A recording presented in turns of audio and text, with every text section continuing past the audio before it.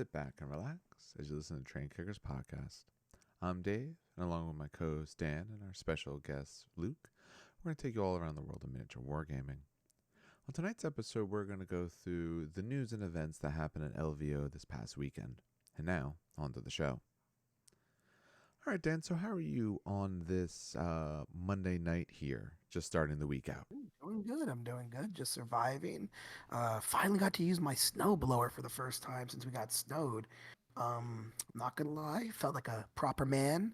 Haven't used my snow blower since I bought the damn thing, but you know what? It actually felt really, really good to use it. Plus my dumbass dog decided that the snowblower shooting snow out of the top was a game, so he proceeded to just fight with the snow coming out of it, which is comical to say the least. But That's yeah, no, it's been a good week. It's been a good week. And hopefully, what people have noticed is Dan's tones have had some improvement. We have Franco to thank for that. He's donated Dan an actual microphone, so hopefully it comes through a little bit better than it has in the past.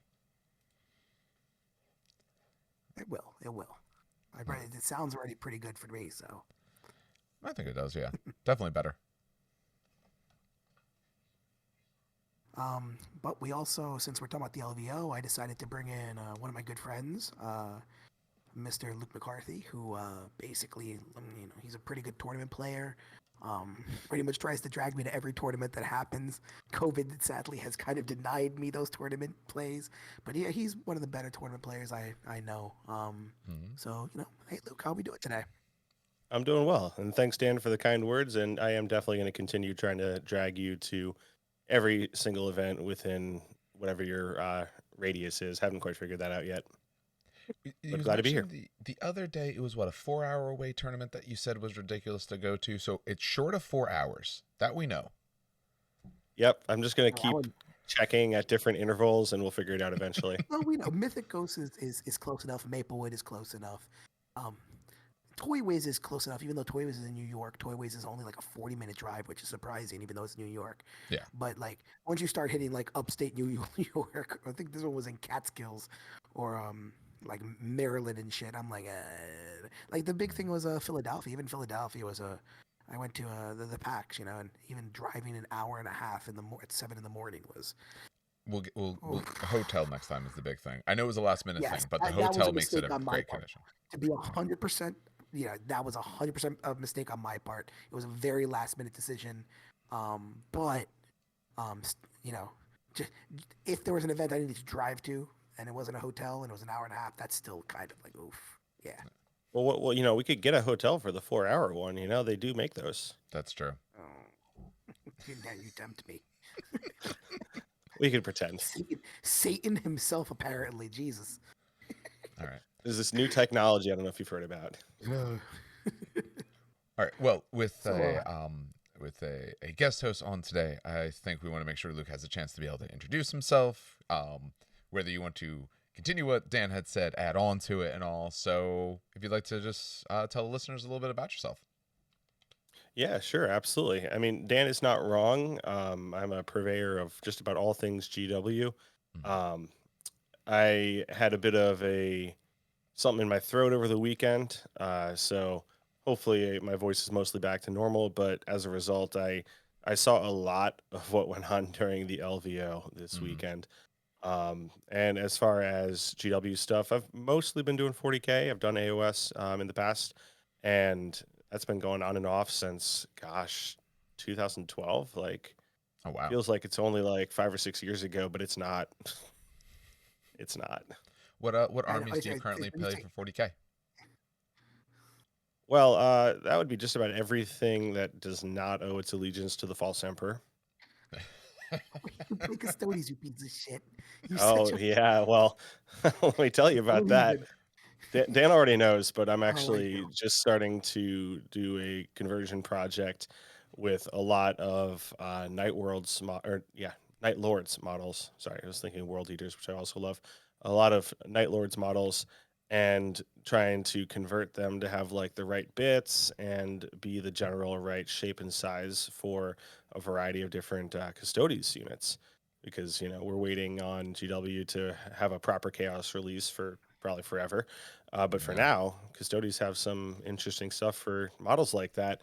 So I'm going to do a big time converted army. It's going to be a whole bunch of heresy. I'm going to love it. Dan's going to hate it. God, I just fucking, yeah, no, Chaos Custodians, like Chaos Grey Knights, probably worse fluff wise, but handleable because Space Marines and the Heresy, and they're they can get corrupted, but Chaos Custodians, just oh my lord, have mercy. So I don't know this part from the fluff. Maybe either one of you gentlemen know it. I know the Yeah, whole big thing is no Grey Knight has ever fallen to chaos. Has a Custodes ever fallen no, to chaos? no. In fact, Okay. Custodians are even like I was gonna say worse than Grey Knights. No, they're No, even worse. less You're right. corruptible. Yeah, They've they're been even less tempted. less tempted. In fact, I was going to say one of the biggest custodians of lore who died, but the Emperor legit just handed him a demon trapped in a sword. Oh, what the frick was his name? It's Abaddon's sword. Drachnicon? It's one of those weird Oh demon name yeah. thingies. Oh, I But can't remember essentially, that now. Yeah, something dumb. Dracnin. yeah, Yeah. yeah. So Eudamindian Ra was handed this sword, and the Emperor just basically told him, "This is your final mission: enter the webway under the palace and lose this sword. But you have to continue holding it because the moment you let go of it, or the moment it leaves your body or leaves your person, the demon can like help someone else." Now Abaddon eventually did get the sword, but Abaddon found the sword literally on the dead body of the custodian and with just surrounded by demon carcasses. Are you sure the Custodian didn't hand it to him willingly? Well, it is Abaddon, so maybe he was trying to protect the custodian's honor. No. No, Like giving him the sword. Yeah. No, they're literally. In fact, they're so uncorruptible that they just hate Space Marines for that reason. There's a huge fluff reason. Like custodians absolutely despise Space Marines because to them that's the whole reason the heresy happened in the first place. So even Grey Knights get a little respect from them only because they were kind of formed by Malkador and they have their own special thing and purpose. But just Space Marines in general always leave custodians extremely uneasy. And they're very willing to just straight up kill them if need be. I don't know. I saw some Custodes jet bikes that were converted and painted to chaos that Brett was painting a couple years back. Seems like there's a lore foundation. Of course it was me. It was you, you little shit. I hate. I didn't paint them. Oh man. I'm just saying there's lore precedent for this. Oh Lord. But yeah, no. I saw the army. I saw his like ideas for the army, and they did look really cool. To be quite honest, very interesting conversions. All right. So I will say that I will concede that it was a very interesting thought. So you're tempted, is what you're saying. No, absolutely not. I said it's interesting, not tempted. Interested in the way that I burn it with holy fire in the Emperor's name. Okay. We'll see how that goes as we look at some of these previews in a moment, and you look at what you've said about the demon there in the show notes. But oh yeah, well, okay. Oh no, he likes that demon. He's not tempted, but he likes that demon. What have you been working on, Dave? So the only thing I have done, this will be very fast. The only thing I've done was play a game of 40K over TTS with you, which we posted on the YouTube channel. Well, I did a preface in the beginning of that video, and I'll do another preface here, as I do apologize for how rough that audio was. Different settings and things like that. It was really the first time using OBS. It all sounded fine, and then I recorded it, and it sounded awful. Robots, so not so bad. But then again, the game didn't go that great either. It was very quickly over, but that's fine. We figured out that playing without stratagems is it sucks because it makes the game easier to learn, but it also cancels you may have an issue with stratagems, whatever your opinion is, but stratagems quite literally make the army what they are. So like with Necrons not being able to use stratagems, especially when you have destroyers. Destroyers. So the stratagems you were thinking about that you mentioned there, those aren't a thing anymore. Yes.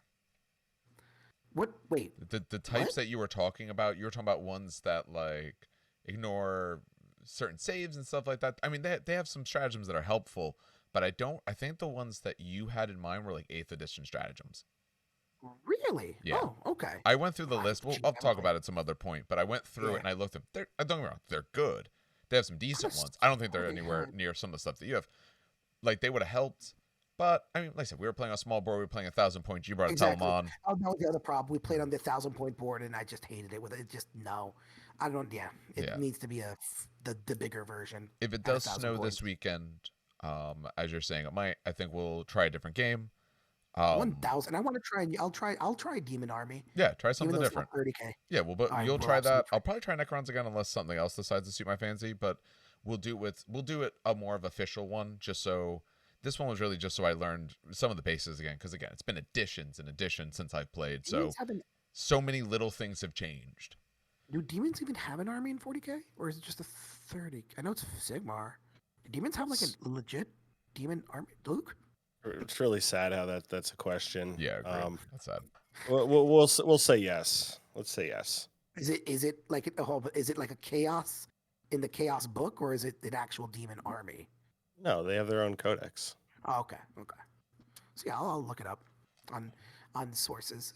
That's what I'm thinking of the book. Oh man. But yeah, shit. Everyone's been working. Love it. All right. So how about you, Dan? Have you done anything in the last couple days there? Because I actually been that. No, it's been less than a week since we recorded. I mean, I finished the Caladiuses. I think I talked about last podcast. Yes, you did. Right? Okay. So this time I did something that I've been wanting to do for a while because it actually annoys the shit out of me. So I back in the day when I first did Custodies back in 2017.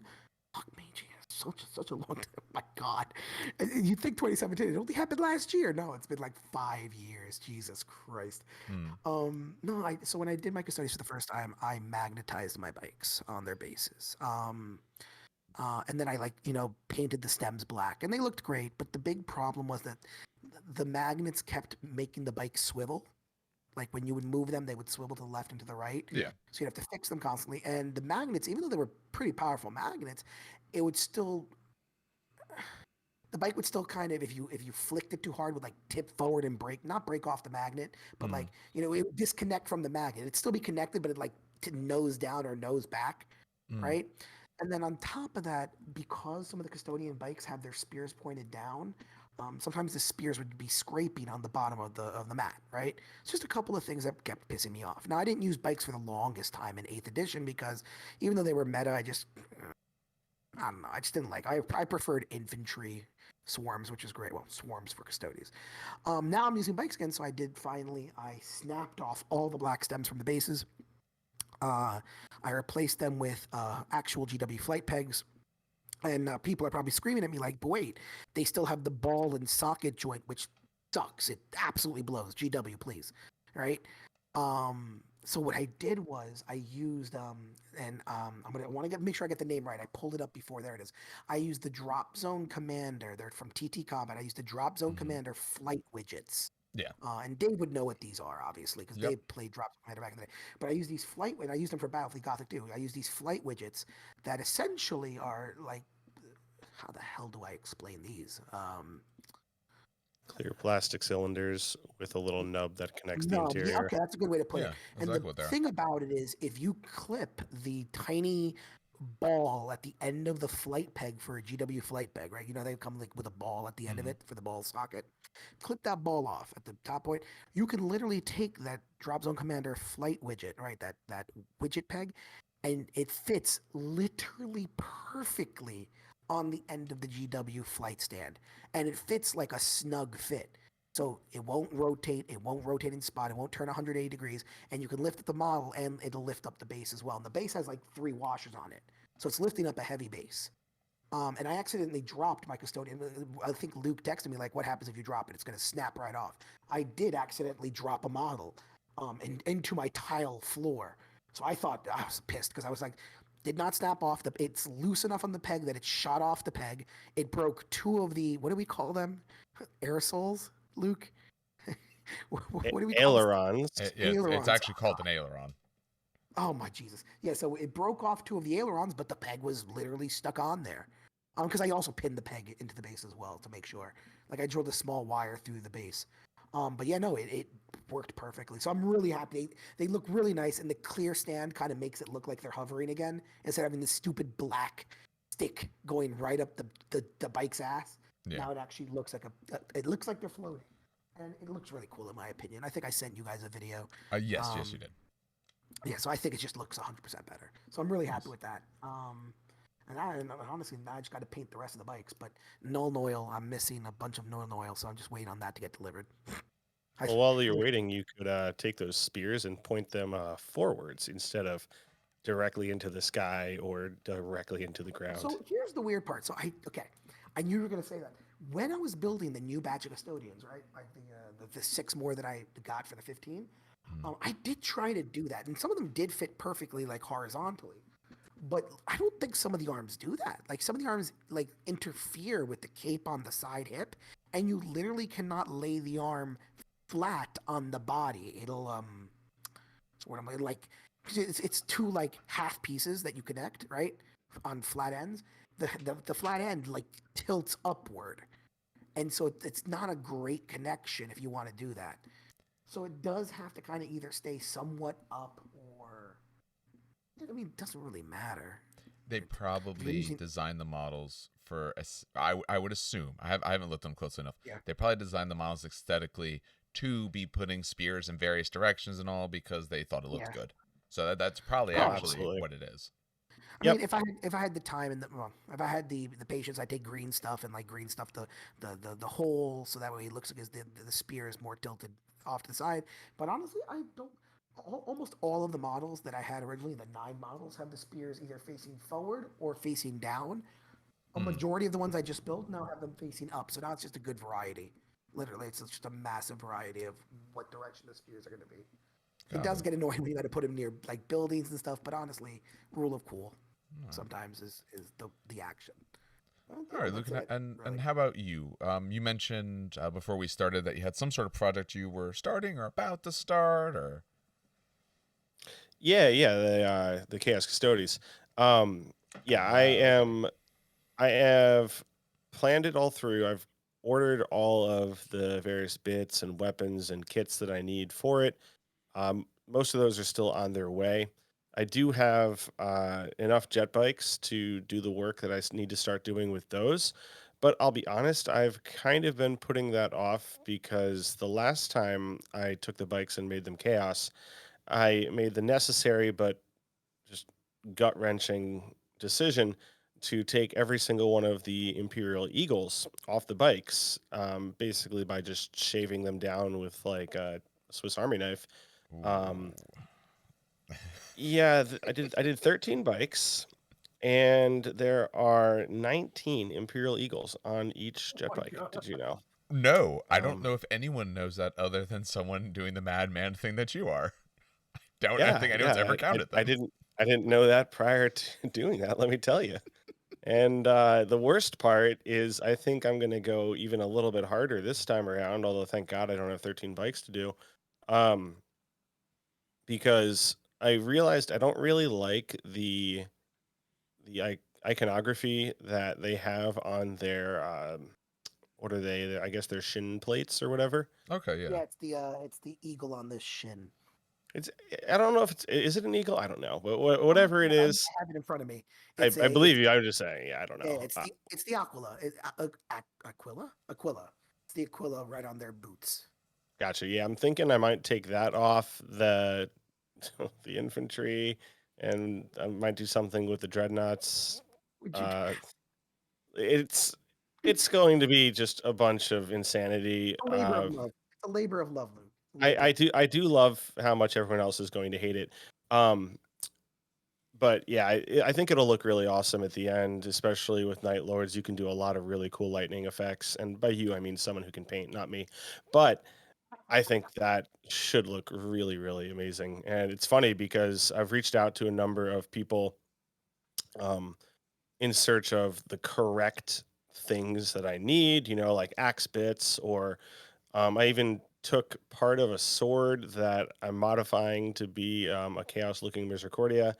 And everybody who hears about it, they're like, oh, that's cool. Like, send me pictures when you're done. I'm like, oh, I totally will. It's probably going to be a little while, but I'm very excited to get going, but the only part that I have access to right now is the part that I hate the least, which is the Imperial Eagles and removing them. So I mean, you could probably also just like scratch them up to make them look corrupted. No, they must completely come off.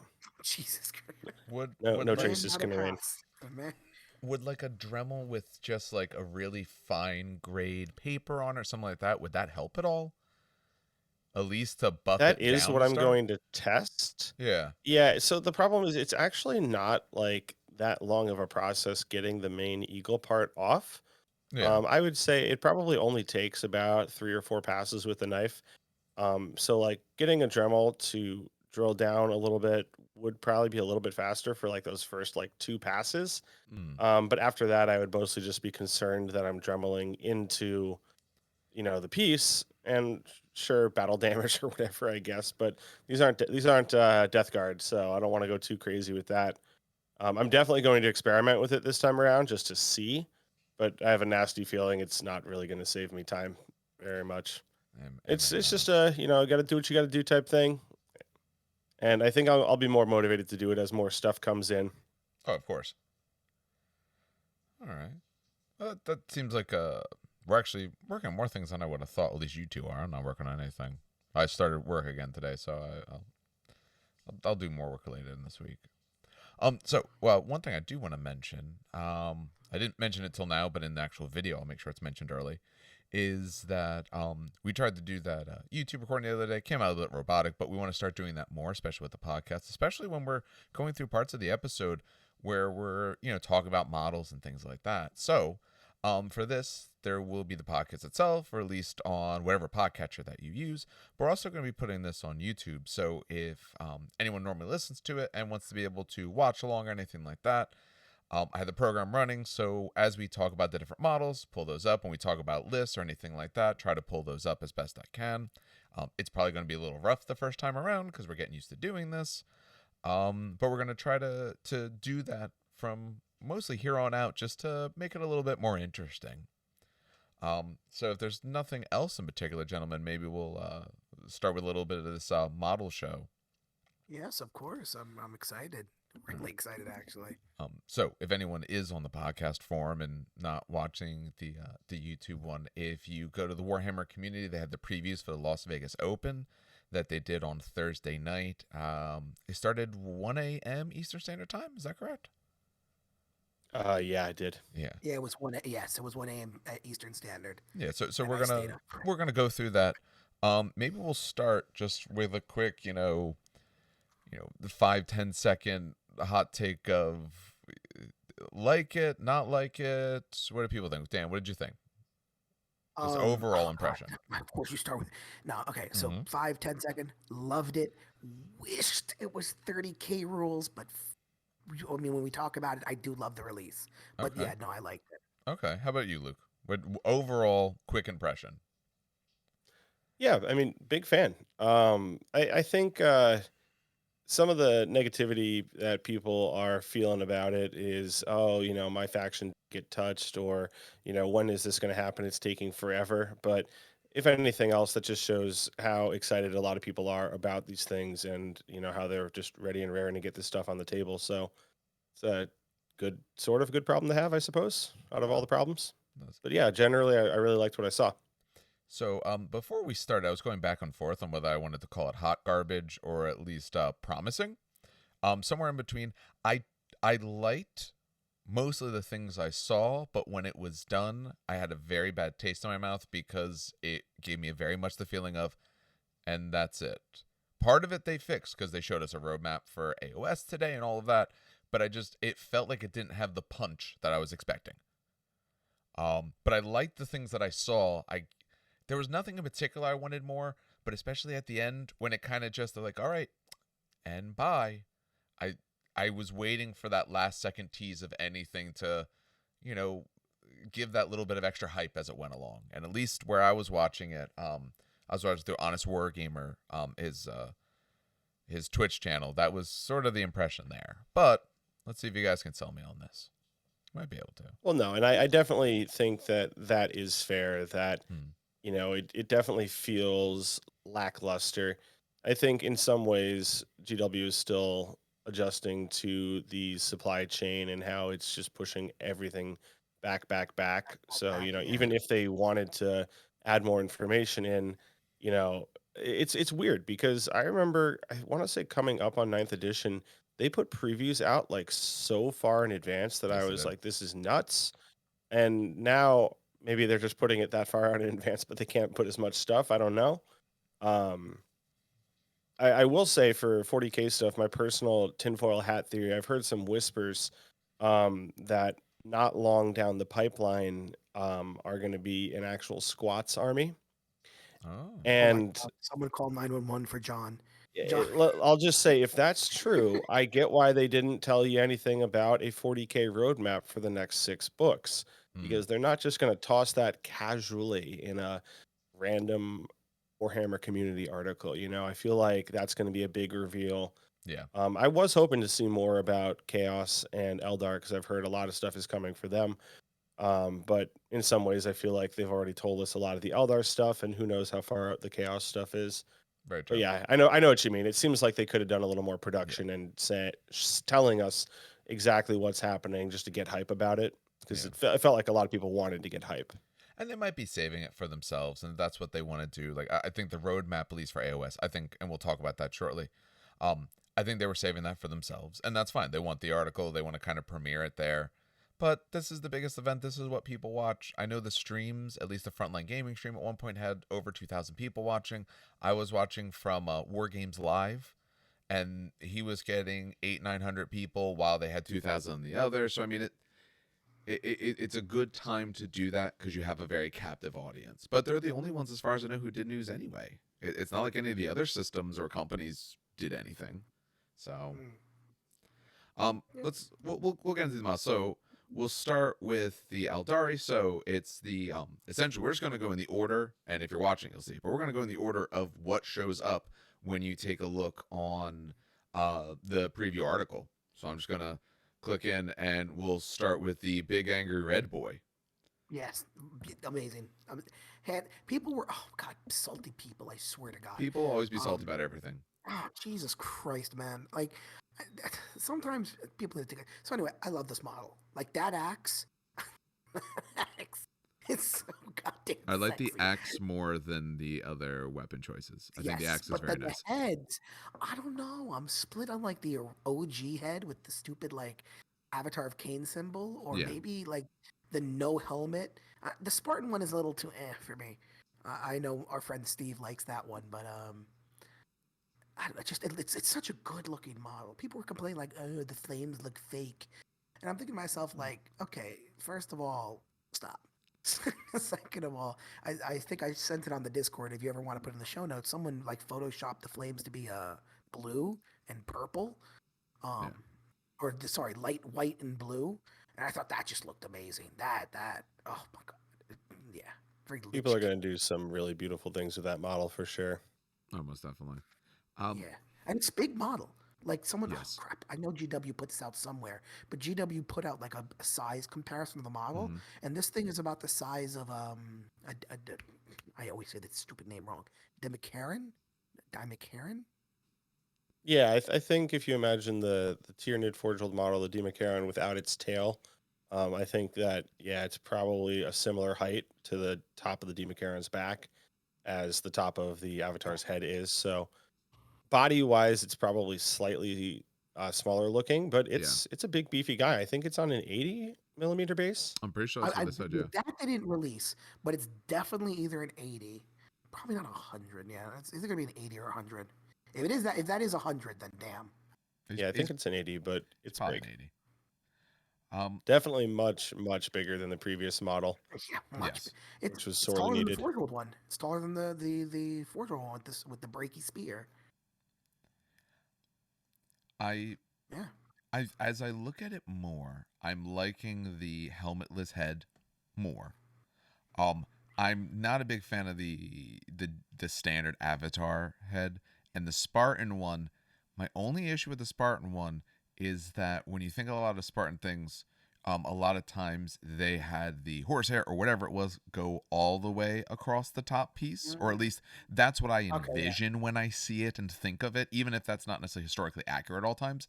This one doesn't, so I think I'd actually go without a helmet. Interesting. That axe Yeah. though is 100%. Yeah. The one reason why I chose my Wraith army was because I love Wraith blades, and I didn't even use blades. I just used the axe and shield because the axes just look so damn cool, and that axe is just, oh my god. You do have an axe thing. I remember when I was asking you to borrow some bits, and by borrow I mean use for forever, for my Chaos Custodes project. I was like, all right, so Dan, you have approximately 8,000 models of Custodes. So, surely you have some bits. And you were like, yeah, of course. And I said, Tons all of right, them. well, how about some axes? And you were like, no. I don't have I Nope. don't have a single one of Every those. model that has an axe has an axe. So there is a reason why. Just a little short story, when I used to play Dungeons and Dragons, and Dave knows this, Yes. I play a dwarf. Now That's I'll all play you a play. dwarf berserker, I'll play a dwarf paladin, but I always play a dwarf. And my go-to weapon has always been either a great axe or an axe and shield. Not a hammer? Hammer was always my second choice. If it depended on what I wanted to be. Like if I was a paladin, I'd choose a hammer instead of an axe, just for fluff reasons. But berserk, if I played a barbarian, axe, 100%. Yeah, that way you Why could not be both? the evilest dwarf paladin. But basically, Go Trek. For those who love Sigmar or know the book Go Trek, that's what I like to play. One axe in one hand, hammer in the other. Bam, boom. Was Gotrek evil? could do more. Because that's how you play your paladins. Yes. No, I More- didn't play my paladins. No, that's a Depends story for what another side of the time. field you're on. No, Yeah. I played my paladin correctly. Okay, it's not my fault that he got eaten by a bear. Your It's all my paladin was dad- more evil than my character, who was actually evil. You got more people killed than my evil This character. has to be a story for another time. People are Yes, gonna be like, it will be. "Oh my god!" I still laugh at that stupid story. He What is else do good. we got? I'm hoping, because I'm assuming the different weapon looks are actually different weapons in terms of rules. No, I think they're all the same. Are they? I think they're Yeah. just. I think they just look. It's just visual. Yeah. Oh, okay. just Then it visual. doesn't matter, because I was gonna say I hope it's done in such a way where you can magnetize easily enough if they are different, but they're not. Cool, you can go to town. I think the idea is the avatar manifests in multiple forms. Mhm. I personally am definitely going to use spear and the classic O-head. But yeah, to my Oh, so knowledge, there's spear, no not different the types. sword. I like that. That's cool. That's cool. That's a cool combo. Little side fact, Luke. I don't know if you read any of the books, but Yeah, yes, you do. do you? Did you read the Oh God, who made that stupid Eldar book? Nope. Where the Eldar hot drops and drop kicks a swarm lord in the face. You've probably thought I read it because you probably have told me about it. Oh, yeah. And if you haven't, James has. Not that I've That's asked. true. The avatar, sometimes it sucks because the avatar is written often so black and white. He either gets bolter fired to death in the fluff, he does absolutely nothing, or he's actually what he should be, which is the literal incarnate god of war. And there's one book that kind of represents this very wholly, where the avatar literally just jumps off the ship into orbit and meteoric strikes a swarm lord and his surrounding hive guard into molten paste from orbit, and then just proceeds to just slay everything. So No, that's accurate on the tabletop as well. It's either one or the other. Yeah. No longer from what I've seen, but yeah, no, from what the leak previously. said, yeah, no, this guy's gonna be a monster. Let's talk about the next one, because the next one is really, a lot of people either love it or hate it. I know The John doesn't like. bones. Yeah, Look at the I know John doesn't like this. I don't like it, but I know a couple of people who play Eldar love this model. So it seems, I don't know. John likes the model. He's just not a fan of the new sculpt. Does he? I think he said he doesn't. I want to say he said no. He owns the model and uses it, so I Yeah. doubt it's a hate-hate relationship. The new one, though. The new one. He doesn't like the new sculpt.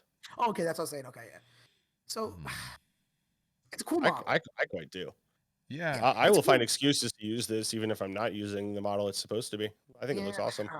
I just don't like it. I would never. If I were to choose, first of all, I would never use Magun Ra because it's not a Wraith model. Avatar Because he's gets got closer. bones, right? Isn't that all it takes to be a Wraith model? I Thank swear to God, I you. just had to explain this to Dave too. Thank you. It's completely different from Wraiths. So, Wraiths aren't they have Wraith? They're Wraith bones, right? No, but Wraith bone is like, I don't know if man. you've seen like Wraith models. They're sleek, they're slender, there's like no blemishes. It's not like humanoid skeleton. It's very like it's what did you call it, Dave? Geiger-esque without the horror? It pronounced Is that what Giger. you said it? Actually, is the way he Or pronounced it. Giger-esque. Giger-esque Yeah. without the horror. Yeah, it's very Giger-esque without the horror. This is just straight like Oh, So Yeah. So a peek behind the curtain, because I enjoy that. We were chatting, I don't know, like 30, 40 minutes or more before the podcast, and we're scrolling through some pictures and all. And I said exactly the same thing, because he's like, I wouldn't do it because I play Yeah. Wraith, Literally Wraiths and word stuff for like word that, what Luke Wraith Lords and just all. said. I'm like, but he's got bones all over him. So see, to be everyone Literally. thinks honest, you I'm should. pretty sure aren't his guns made out of wraithbone? Like, I don't even know Yes. how I'm Eldar work. I'm Yes, pretty yeah. something like that. I think so, yeah. No, I no. thought so. So take a look at the gun. Very Like, sleek, very slender, very curved. Then look at like the stupid fucking like rib cage on the top. It's just I don't know. seems like a double standard is what we're getting at here. Yes. You're discriminatory just because he was the last one who came out of his craft world. Is he the last? Oh wow, I didn't Yes, he was the last survivor of his craft world. know. Oof. Yep. Oof. So that's why now he's like on a one-man mission. Like, no, we just got to kill it. Like, oh, that's a problem. Yeah, just go murder it.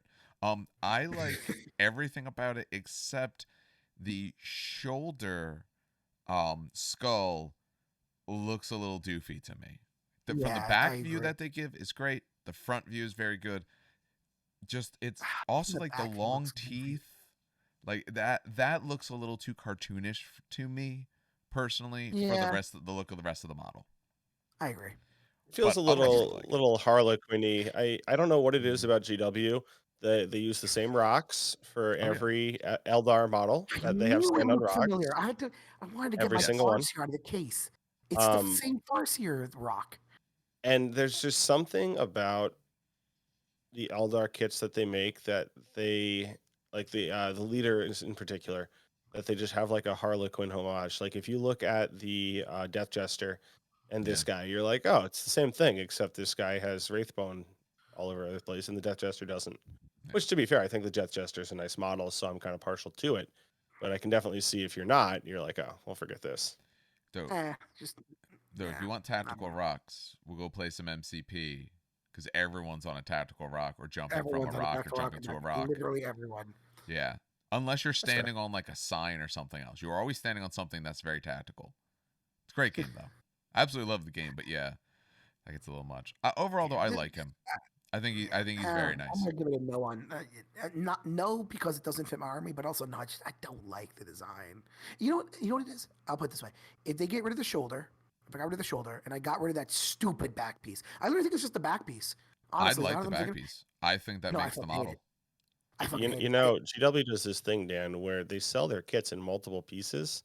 So Yeah, you Yeah, could but I'm just thinking like no. But you could sometimes just they like do not stupid things with heroes, Luke. Although it does look like it is a separate piece, which is good.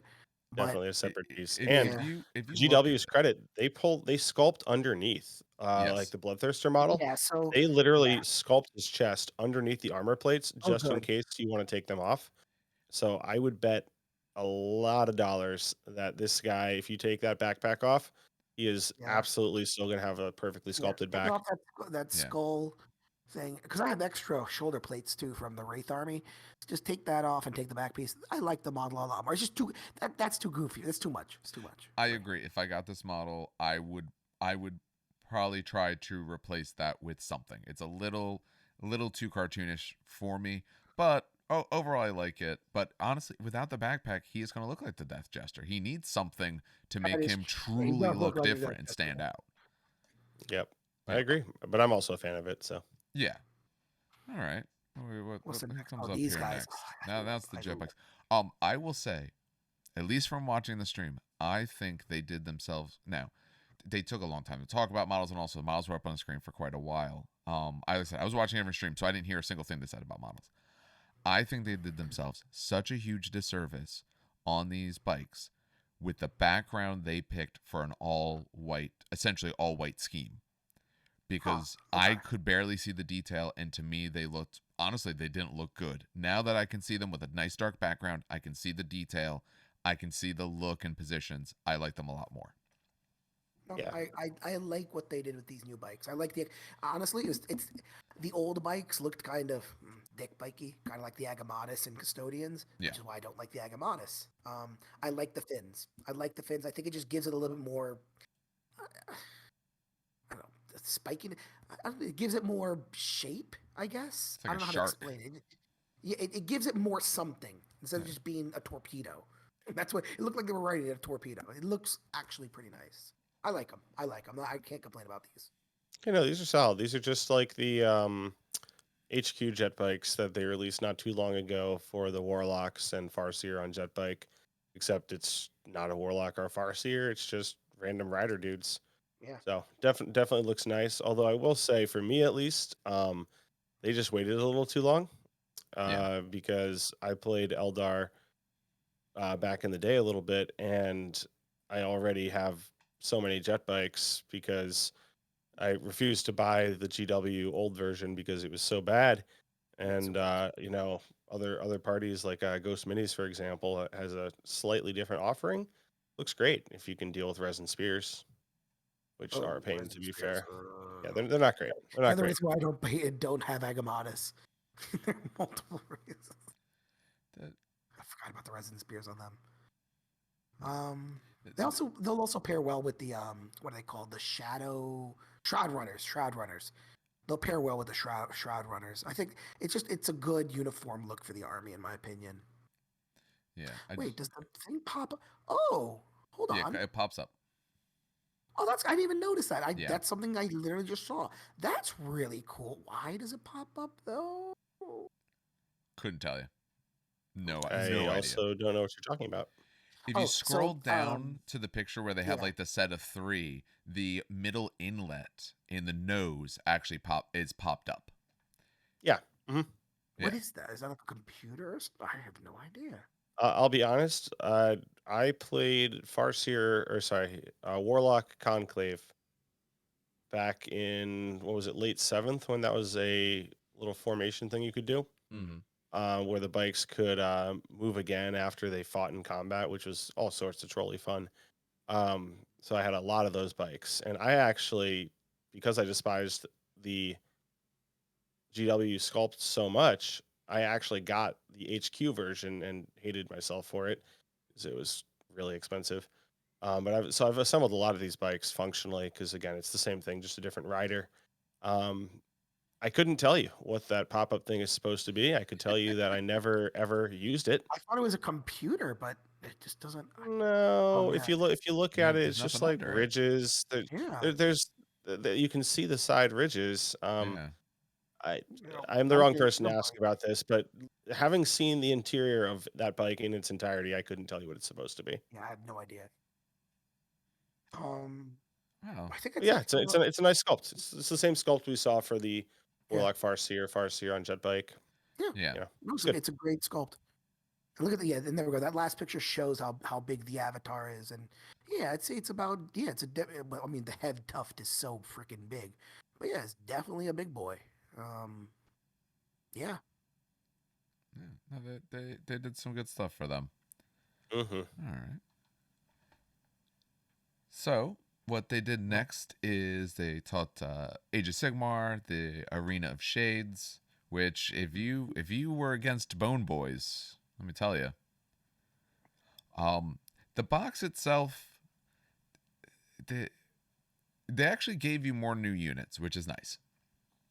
It wasn't just you get a hero and you get a hero and then here's the stuff you've already had, because the crossbow guys are new. So that was nice. The first model. Say, Go ahead.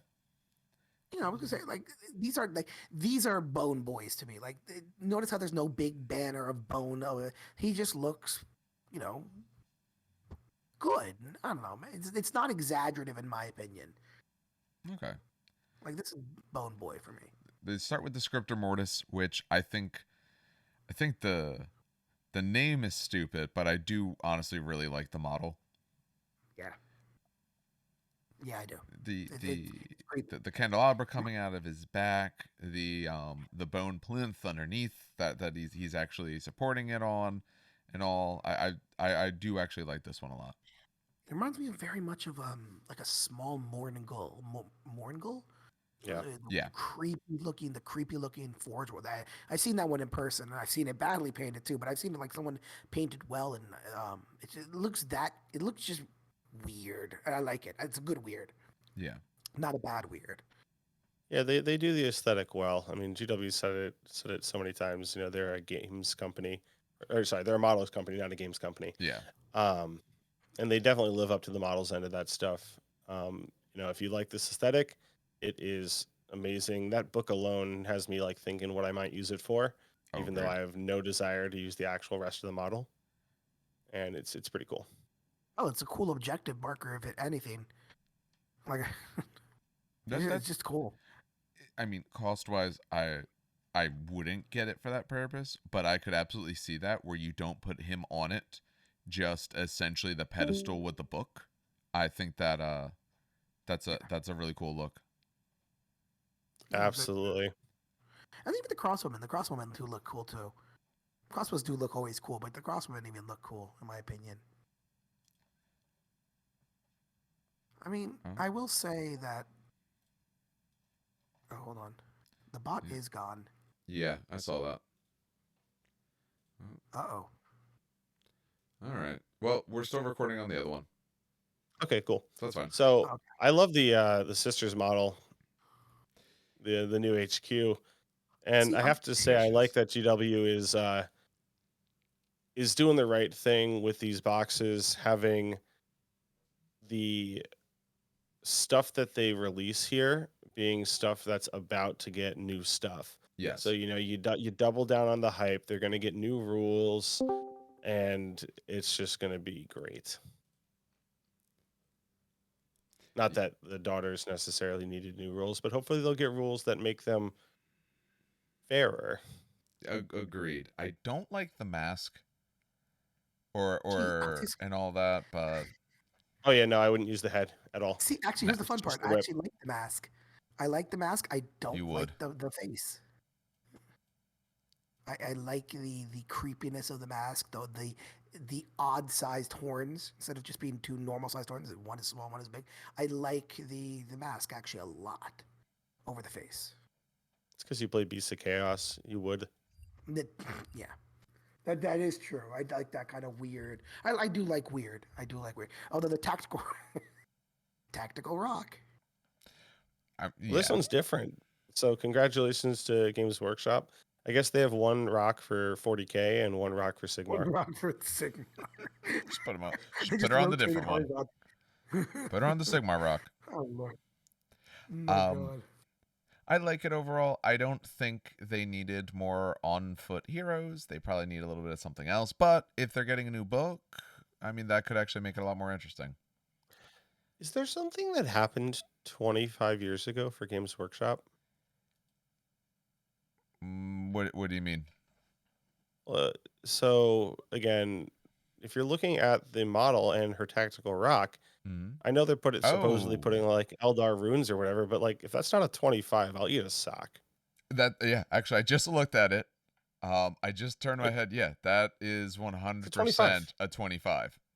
Did Games Workshop, was it like created 25 years ago? It seems like a little early, but isn't fantasy like 30 years old now? Listen, you're asking the wrong person. I know. Well, I normally I look stuff up on my computer, but now half of my computer screen is being displayed, so I have to look it up elsewhere. But I'm actually going to check because I'm not sure about that. Yeah. Unless, hold on, now I'm gonna be super. Sorry, I've opened up a can. I've opened up a can of worms. Because now I'm gonna open up the Eldar review. Hold on, I'm gonna open up the Eldar review. Where's that stupid LVO thing? Hold on. All right. Well, I think when did they do? What are you looking up now? I'm looking at the tactical rock for Magun Ra. I want to see if it's the same. Oh no, it's the same rock as every other hero. Let me see. Scroll. So it's they're Eldar runes. They're Eldar runes.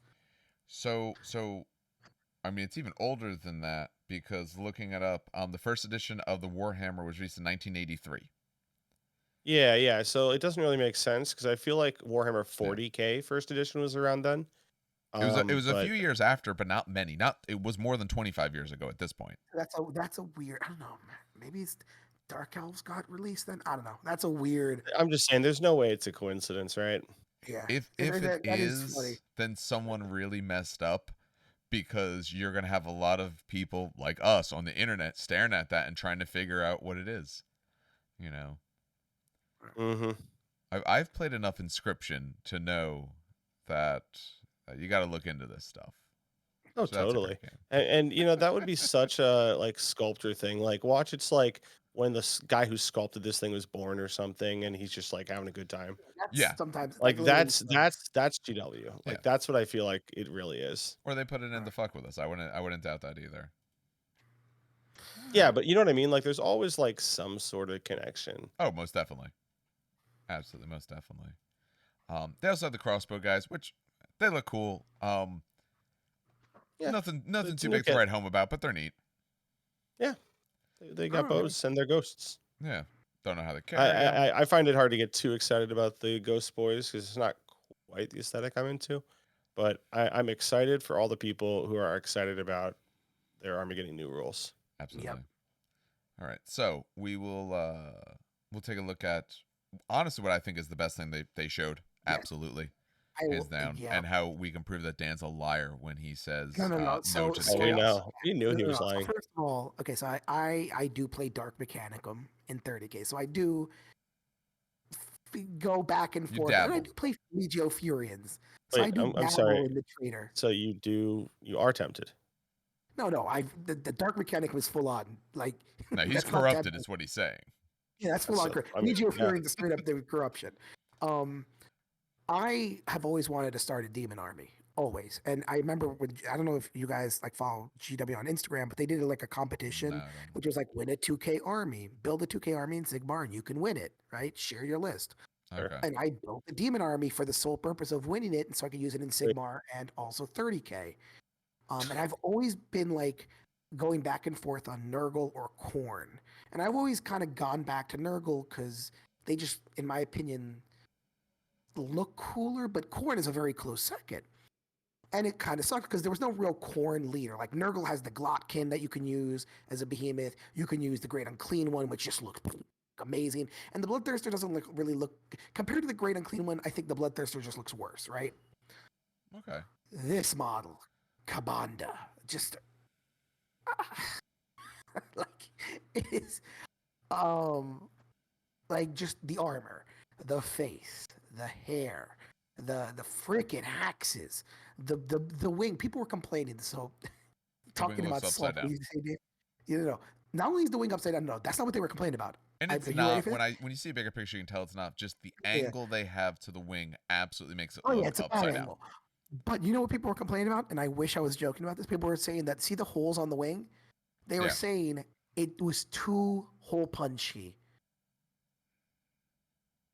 And I'm like, Oh, you're welcome to convert it and make it look Like, more fleshy I'm if like, you come want. on, guys, really? Like, Jesus Christ! I- And people were complaining that it was too hole punchy, and they wouldn't buy the model because it looked like GW failed the model by doing it that way. It was lazy. And I'm like, get the Jesus. So here's It's what I'll spending say. too much time on Reddit, Dan. I No, I wasn't even Reddit. I agree with the look that it does look a little punched out. I would have liked it a little bit more if they added a little.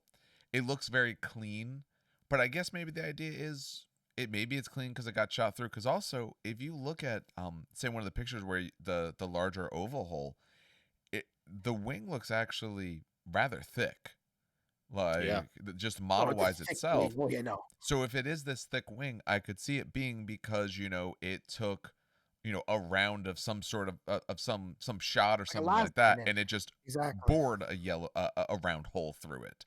Yeah, just seared right through. Because the ends aren't nice and straight. The ends have that sort of jagged look and all to them. So yeah, people gonna complain. But no, this model. It doesn't ruin the model. I mean, but the hair makes it. Like not even just the hair, like Not just the like hair. It's all even the the freaking like the weapons. Like I was zooming in on the weapon. The weapon is just so beautiful. Like look at the leather being frayed near the end of near the middle of the weapon where it's gripped almost all the time. Like whoever just the tail, the gnarling on the tail in the back. Yeah. Just the massive scars. Just Jesus Christ, man. Whoever sculpted.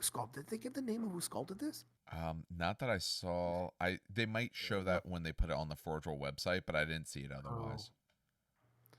But just this is, and this honestly, this is what's going to make me start a demon army. I can see that. You're not the only one. Guarantee you're not now the the only one. problem is I got to find blood letters for cheap. Maybe get Shane to tell me his blood letters, his 2 Well, blood letters. if you have him paint them, just make sure you have him base them as well. Good point. No, I'll paint them. Not with contrast paint. You could. I'm thinking of That's like a true, good actually, scheme with yeah. like gloss black horns or gloss black sword. But yeah, no, this model is just wow. And it's so little side note, 30K rules. You know, Kabanda does have 30K rules. I don't. Does he have 40K rules? Oh, No, I don't think so. He doesn't at the moment, but they did announce that he will. So Oh, they that's an did? instant. Okay. That's an GW, instant buy please, for me, as if please, it my wasn't wallet, already. my wallet. No, Wait, why does that his change 30 anything for you? You're getting him. You're yeah, getting him. get him anyway. But now I have to do like a 40K army. It's No, the but same. like It's the same thing. You can use the yeah, same pretty much. It's models. a nice crossover. But no, in 30K, this guy fucks like.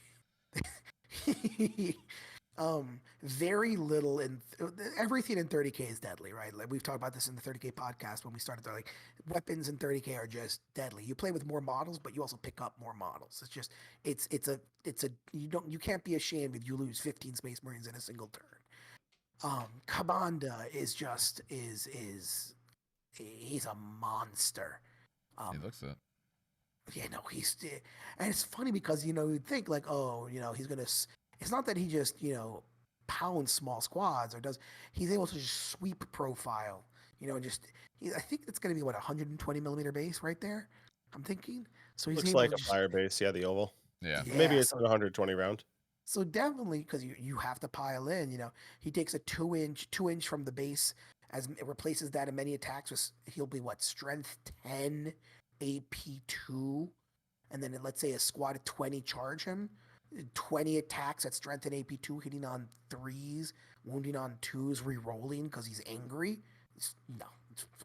He just literally blenders entire units. And 30K still has instant death rules, right?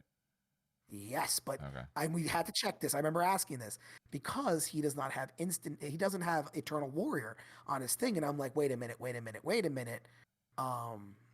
That seems weird. Why doesn't he have Eternal? He has Eternal Warrior. Sorry, because we were talking about Gargantuan. Sorry, we were confusing it with Gargantuan. Archdemons are Gargantuan. He has Eternal Warrior. Yeah. He's not a Gargantuan. Just has a. They Has can't it die. innately. Yeah. Yeah. Well, I even meant more in terms of who he's hitting against, because you said he's strength 10. So Oh no, he's carving through your wound. If you're toughness 5 or less, he gets you. You're just done. Oh yeah, and he can also just not sweep. He could just turn half his attacks. The thing is like 8 or 9 attacks. Yeah. Half rounding up, he could just turn them to strength D, and just Oh man. cleave a warhound. Fuck you. Yeah, he looks proper Yeah. choppy. And I Yeah. will say that I hope that this is a precedent for other models, because I've long said, like, why do only some models get to make it into the 41st millennium? Like, I get that some of them are supposed to be like gods among men, so it'd be really weird to have them in like every battle or something. But at the same time, like Karn the Betrayer makes it. Yeah. Abaddon obviously makes it, right? Because he was still floating around then, or was he too young? I don't know. Abaddon with no, yeah, little Horus was there, and traitor as can be. Yeah. But my point is, like some of these people are literally that old. Obviously, Sanguinius, had his thing. But like a lot of the heroes, were around then. And actually, I will say that for this model in particular, he holds a special place in my heart. I've never read any of the books, but I thoroughly read the Wikipedia about what happened with him and Sanguinius. Yes. Yeah. And I have to say, like, what a Did story. you please? So speaking a tiny bit about Fluff, please tell me you read how he saved the Blood Angels. You're gonna have to refresh my memory. So little okay, very quick. Kabanda and the Blood Angels basically have a very long feud with each other. It was in fact Kabanda who cursed the Blood Angels with the Red Thirst, right? Sure. Eventually he gets banished by Sanguinius, so on and so forth. Then Sanguinius dies, and when Sanguinius dies, that's the Red Thirst kicks in overdrive. That's why you have the Black Rage and so on and so forth. Anyway, so on and so forth. Many years later, 10,000 years later, when the Tyranids, a Tyranid splinter fleet, invades Baal, and we're talking like they were going to die. Like their home world was going to get wrecked. During one of the most pivotal battles, um, the Tyranids just all freak out, flee, and just drop dead, like just out of nowhere. And we're talking about like Blood Angels, like almost like again, they were going to get wiped out, an entire chapter gone, and this is the first founding chapter. And they were like, "What the fuck happened?" So they traveled to the moon because there was some serious demonic energy, and the Grey Knights actually showed up. And fucking, there's the Tyranid hive mind. All of the leaders just dead on the moon in a gigantic shape of Kabanda's symbol. Basically, Kabanda got so pissed off that the Blood Angels were dying, his favorite people who he loved to fight against, that he poured it onto the moon, killed all the Tyranid leaders, put them in the symbol of him, and then left. I did not know that. That is Yeah, awesome. yeah, it's actually really cool. Yeah, a little side. Kabanda is actually not as like, Korn is all bloodthirsty, crazy, blood for the blood god. Kabanda's actually more like Athena than Ares, insofar that he's actually like a wise warrior, and Scarbrand is the dumb, strong warrior. I know you know Scarbrand, of course, Luke. Yeah. Scarbrand is the dumb, stupid, rageful, will point him in a direction and cannonball, right? This guy is much more tactical, and which makes him a lot scarier. Like he's still a bloodthirster, he's still a greater archdemon, but he's much more tactical and much more conniving than your stereotypical. That's why he lives in the high court of the blood god. He's actually one of the higher generals of the blood god. And he's got a That good is pretty team. cool. I like the tactician. Yeah, I he's know the face and the hair is really cool. That honestly, that's what. Don't get me wrong. That to me sells up. It's also the paint scheme, because obviously this is coming from Forge World. They have a very different style of paint. It's GW to me a lot of times feels they try to paint what they feel you could paint as well. Like you could follow along. They go a little bit higher level, but a person can follow along. Forge World always feels to me that they go for that very high level, high class, almost sometimes what you might call European style, when you're talking more of like, Infinity, when you're looking at, they are going to paint it to the utmost skill they can, and they're not beholden to using pure GW stuff. Like GW, maybe they use some other stuff, but I think a lot of their teams, it's, no, we're going to paint with our own stuff. Forge World, no, they're just going to paint with whatever can give them the best look, the best whatever it is they want. Oh, Devastation of Baal is what it was called. That's the Okay. It's they actually put it out, reenacting the Devastation of Baal. That's what it was. Devastation of Baal. All right. We could probably talk about that guy all night, but we probably shouldn't. Let's go to we'll talk about this quickly, because I'm not going to throw any of this up because I don't want to get GW not to like that. But they showed a little bit about on Warhammer Plus Interrogator. Looks interesting enough. They didn't show much. They didn't really give you much, but it looks interesting. I still don't belong to it. Fun little shows. And again, you get the model at the end of it, so screw it, whatever. That's all I'm gonna say about that. It's cool. Yeah, a lot of this stuff is gonna be a little faster. Like the kill team, all right. Pirates, nifty new model. Yeah, the Corsairs look cool. That's the dude with the bird. They previewed that bird. Didn't know it was attached to a guy in an eye patch. We all thought it was Sigmar, which is great. Yeah. He does look cool. Yeah, Corsairs he's fine. cool. I think that's all they showed there, and then they talked about it a bit, which but he's absolutely fine if you like that kind of thing. And I think it's good that GW is continuing to support, kill team as a thing. More 40K more so than Age of Sigmar. I feel like it's definitely harder to step up into the full gauntlet, even though it's funny, Dave, you're experiencing that even now with Dan, where he's like, all right, you've had like half a game at 1K, you can do like a full 2K game now, right?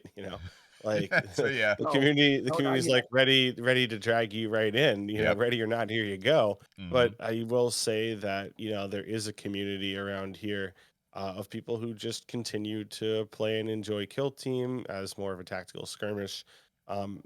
Or you could use it as a segue into 40K. And I think it's cool that exists, even if it's not my personal preference. I do like Kill Team. I did play with Custodes, which kind of sucked because they were they broke Kill Team. But after the nerfs, they're much better now, and so it's a lot more fun to play. But it's cool. And the Corsairs there's a weird fan following the Corsairs. Yeah. A lot of people love Corsairs. I think it has to do with like the hell was it called? Rogue Trader. Yeah. And the last thing they talked about was the Necromunda, which they honestly didn't show much or say much. Just you're going to get out of the hive, and maybe it's Mad Max. Maybe you're making some vehicles. I think it's gonna be I think it's gonna be vehicles, or not. I shouldn't say vehicles. Bikes, like bikes, or like skimmer bikes or stuff like that. Which is That's what- cool. It's just yet another source of cool models you can Yeah, use to convert, and another game system that you can play if you enjoy it. Yeah. yeah. I mean, we talked about the Porker Borker, um, the new Warhound that they're releasing for Titanic. It's just cool that they're releasing these models. Yes. All right. So that covers what they covered or right at the beginning of LVO. Like I said, at least me, I liked a lot of the stuff I saw. I just didn't feel like I saw much. And now maybe part of it's because it was 1 a.m. So I stayed up till 2 something to watch it, or however long. I forget exactly how long it 3. was. 3. Okay, yeah. So I stayed up for 2 hours. I've been trying to go to bed a little earlier with starting work back up this week. So I stayed up very late. And again, I liked what I saw, but I just wanted to see more, or something that really not necessarily spoke to me, but spoke a little higher. But what they showed wasn't bad. Nothing in there was bad, just not great. But shortly thereafter, they gave us the roadmap for Age of Sigmar, which is the one thing I absolutely wanted to see. I wanted something that told me, what does it look like now? We knew probably roughly the first 4 just based on boxes. Like saying, okay, it's Night Haunson, Daughters of Cain. Yeah, makes sense. That's what it was going to be because you have this box coming out. But they give us a timeline and they tell us, okay, yeah, it's 6 across the next while. By summer, it's Chaos and Order. They'll get their battle tomes. They essentially said their commitment is to try everyone should be updated before new editions. Their editions are 3 years. So you're looking at, trying to get about 8 or so books out a year, roughly around that, depending on what they do with it. But I thought that's what Sigmar needed. They needed to show us Yeah, a plan. although just to clarify, because Mhm. I the way you said it made me remember that this had caught one of our friends, John. Mhm. The last 2 battle tomes that they said are going to be released sometime in the summer are not uh, Grand Alliance battle tomes.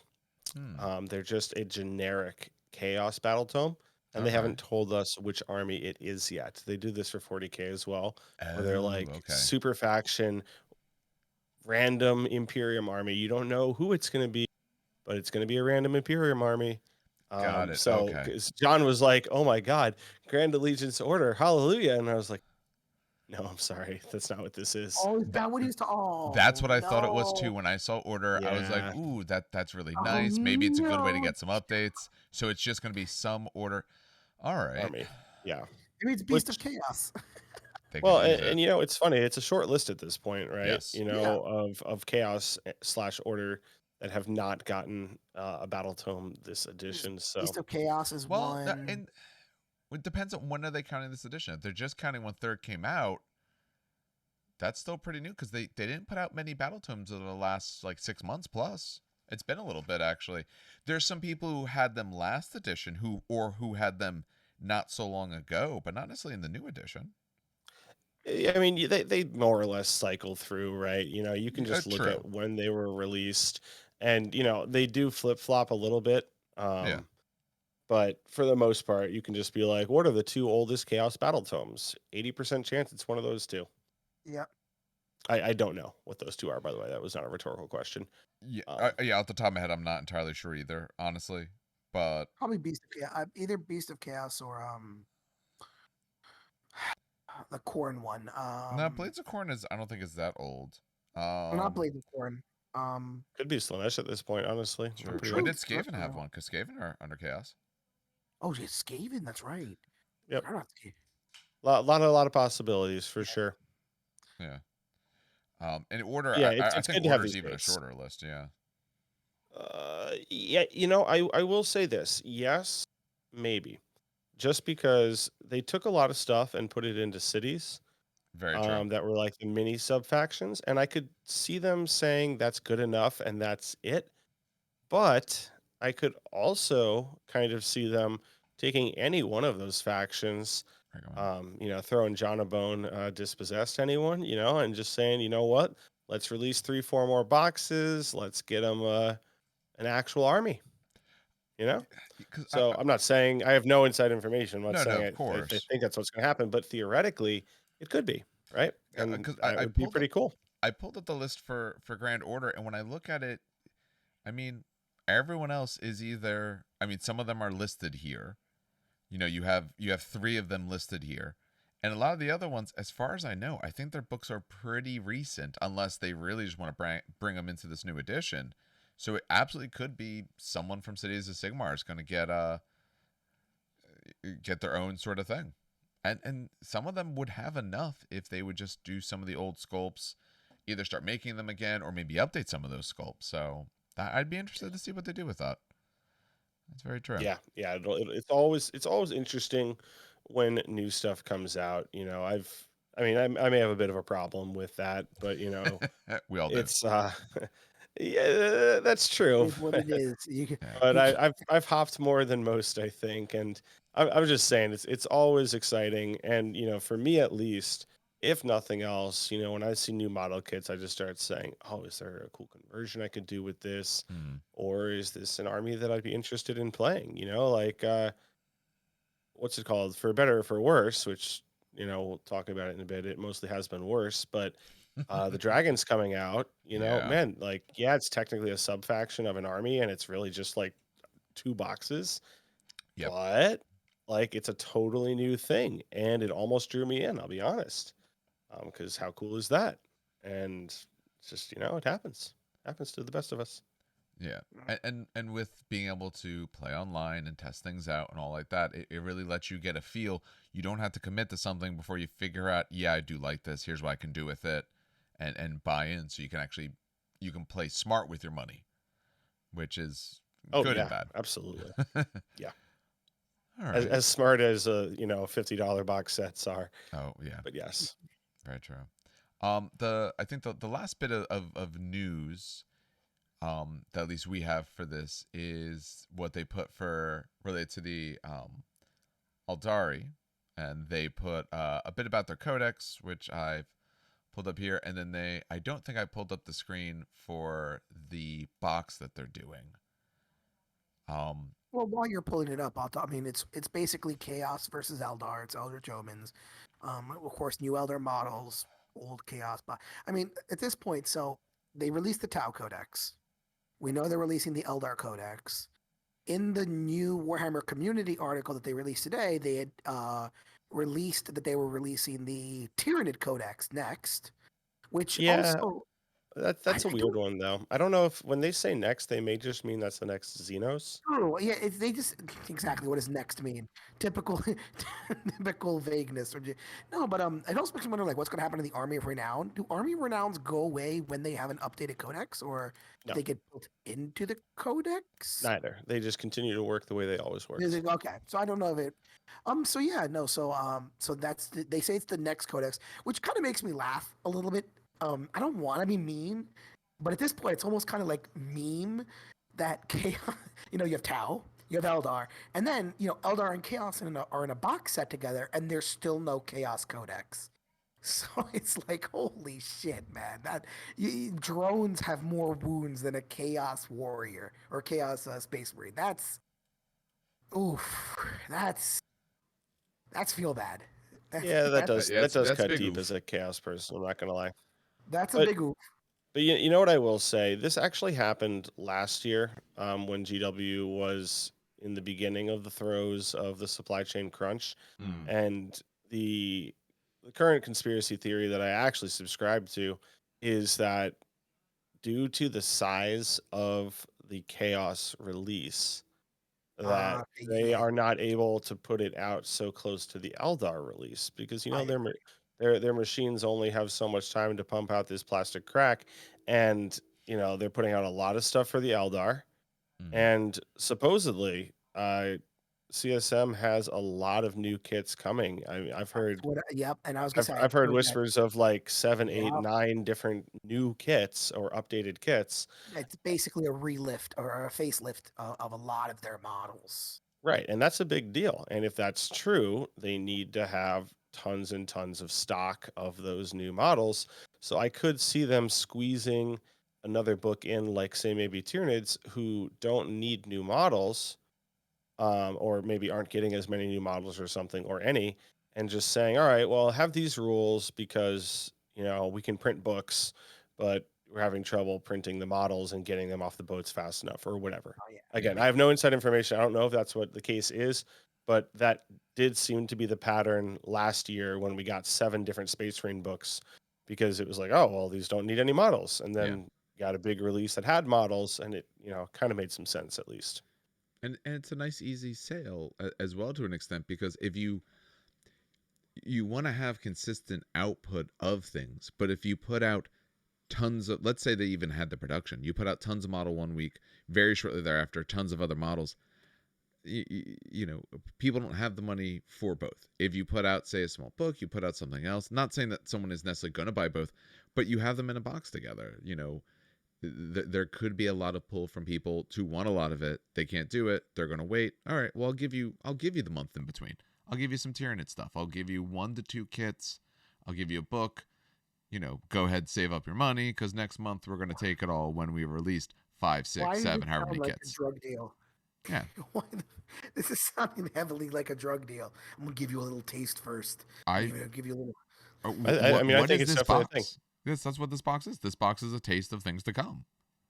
It's just the most. It's 200 instead of the normal 170 they've been. Is the difference? Which I haven't done a breakdown. There is a lot in there. Yeah. It's a lot. It's mostly new stuff, I will say, and you never really know. Like, it's always tough. Like, for Eldar players, we've heard a lot of things about that book. Yeah. So it's pretty easy to feel pretty confident about whether you want the Eldar models or not. Chaos, haven't heard that much, surprisingly. No. So it's a little bit tougher to say for sure. But the GW is going to sell as many of them as they make. So yeah. Exactly. It almost doesn't matter. Yeah, people are gonna want Eldar. And if they don't sell it now, it will sell when a Chaos book comes drops. out and you start seeing 100%. the reasons why you might want particular models that are in there. Exactly. But, all right. And if I remember correctly, the kit that the Chaos is getting is Chosen. Yes. And they never really had a Chosen kit at all. So it's not just like it's an updated kit. It's like, all right, you've never had a model for this, and you've sort of had to kit bash from other kits, kind of badly, to be honest. Yeah, it is Chosen in there. Yeah. But so what I'm saying is, I'm pretty sure the Chosen was always a kit bash. Yeah. Or like an upgrade sprue or something. And so it was not much in the way of like actual models. And now you have actual models, and people are going to want them just to have the models, to even have the option to use them. So it's not like you're saying, all right, do I want new Shining Spears? Which, by the way, yes, you do. But, one person could say, oh, I already have Shining Spears and whatever, right? That's fine enough. And, whatever. Like, if you enjoy the look of them, cool. Or if you just don't want to spend money every time GW puts out a kit, honestly, good for you. But, for this at least, the kit does not exist functionally. So, yeah, I think that'll get some takers even before we know what happens with that book. More new models than just the essentially 2 heroes, leaders, whatever they are, whatever you may call them, anything like that, is a nice change. Because lately, a lot of the kits for a while, or these boxes, seem to be that was the new thing, where the one that they have for Sigmar, as well as this one, has some other models in there. There's more than just them to try and buy for. Yeah, totally. That's definitely huge. All right. I think that gives us. I mean, they showed plenty, and it was only across the course of a few days, including Monday as well. But that gave us quite a bit there to take a look at. We'll see how much we get into the other things. We'll definitely talk about the 40K one, because that's part of the reason we brought Luke on. He's a hell of a lot more versed than I am, for sure, and definitely more versed than Dan, except for when it comes to the custodes part. Well, no one is more versed than Dan than custodes. I don't know. I've been trying real hard. You can try, Use it but all. okay. I will If give you Luke don't have credit, enough but nameplates, then there's no way to do it Oh, otherwise. I'm never gonna have No any one should. nameplates. No one should. I mean, let's just dive into it. All right. Honestly, at this point, Well, yeah. let's dive into it. All right. So I'm displaying up just so the other coast know and see because they don't see the screen right now. I put up the best Yeah. coast pairings so that way we can see, have the top 8 showing for it, and then I can obviously go in and pull up lists if anyone wants that level of detail. Otherwise, we can just kind of talk a little bit higher level and all. I mean, So before we talk about the list, just top Yeah. 8, you had what? One Admech, you had 2 Custodes, 2 Tyrannid, one crush, which was 1 Crusher, and then 1 it was Hive Gene Mind, Stealer which Colt. Yeah, was Hive called Mind, Gene Stealer NID, yeah. Colts with And other nids in there. 2 Drukhari and Yep. 1 Grey Knight. Yep. I hate doing top 8 because top 8 is always very, I don't know, it's too minimal. I always like doing top 25. You don't like top 8 Even though- because there's 'cause 2 it's custodes and they're gonna think they're No, too well, good. if you look at the top 25, hold on. Oh yeah, no, there's No, even more of them. It's actually Yeah, I was gonna yeah, say, it's it actually doesn't true. help my case. Oh, this is accurate. I just like seeing like a little bit more just to see. So just for top 25 again, Admech, 5 Custodes, so 1/5 just Custodes. Yeah. 2 Forces of the Hive Mind, 3 Tyrannid Crushers, 5 Drukhari, 2 Grey Knights, an Orc, which that was pretty cool. Dark Angels, 1,000 Suns, and the one that shocked me in the top 25, a Knights Renegade list. But it's probably war, what are they called? Not Warbongers, War Dogs, spam. Bunch of it's a Knight Armiger version of or Chaos version of a Knight Armiger. It It's a War it, Dog. it varies. People do tend to bring a couple of the larger Chaos Knights. I didn't take a look at that list specifically. Bunch War Dogs, Morax. Oh, more okay. So it's a Morax War Dog. are the War Dogs. Yeah. So Otherwise, War it's Dogs all with War Morax, Dogs. Yeah, Okay. it's all War Dogs with War Dogs. Okay, yeah. It's a Yeah. very hard list. It's a very good list. Surprised it got top 25, but hey, you know what? 1,000 people playing, you know. Exactly. Yeah, anyone can do it. When there's that many people, Yeah, you don't know who you're going to exactly. be. And a lot of the who people thought might go very far got knocked out early. Some of the other big names got a loss in earlier rounds. Yeah, that happened left and right and sideways. And obviously, you know, there's always some RNG up against because that kind of was what had happened with some of the bigger names where they got Yep. matched up into other big names. And so not an upset, but, you know, someone you wouldn't expect to lose early was inevitable to lose. But there were also some seriously surprising results. I don't want to give people discredit for the wins that they got, but for people that you really would say kind of had no reason I to agree. expect that they could beat, you know, perennial Yeah. top players. And, you know, all the congratulations in the world to those players. But that was obviously very surprising. And it made for some really good games to watch, to be quite honest. Yeah. Like, Yeah, a lot of the games that they streamed were very good, very close. Just wild, absolutely wild. Good TV. Yeah. So I'll say that as someone who hasn't watched a fucking tournament in like years. This is the first time I've tuned into a tournament, and the first time I've spent all day watching. I've never done that before, and I was just that hooked. So, Agreed. I spent the whole weekend watching. I even thought like, oh, I'll sit here and hobby a bit. I hobbied a little bit, but then most of the time, well, though I will admit I was watching that stream. So I have an ultra wide monitor. So I had that stream going in one spot. I had the Star Wars Legion like going in the middle, and on the other side, I would stream sometimes other games as well, or on a different channel who was covering stuff. So I the War Games Live. Big shout out to that guy. Oh, absolutely amazing. Absolutely, that dude. My God, was that like a masterclass in how to actually, you know. I mean, I don't want to make fun of frontline gaming. No, but like honestly, wasn't as good. It's that simple. War Games Live production values off the chart. Frontline gaming production values on the chart. You know, not awful, although they had some issues, but you know, these things happen. But like honestly, it was impressive. This guy could put on a clinic, and if he does, I will take that clinic. I will absolutely. I was saying to Dan before we started because in the chat at the one point someone was like talking about his overlays, like, oh, you know, where'd you get your overlays? Did you do them yourself? Do you license them out? And he said, like, no, I spent part of quarantine when I couldn't go anywhere working on this, coming up with it, getting super excited like every I night. remember that. Well, can't wait to show people. And he was like, I made these myself, and I'm keeping them proprietary. Essentially, kind of like keeping them proprietary, at least for now, because one, he thinks they need a bit more work, but there's probably the back end code might just be the front can look real nice and the back could be really ugly.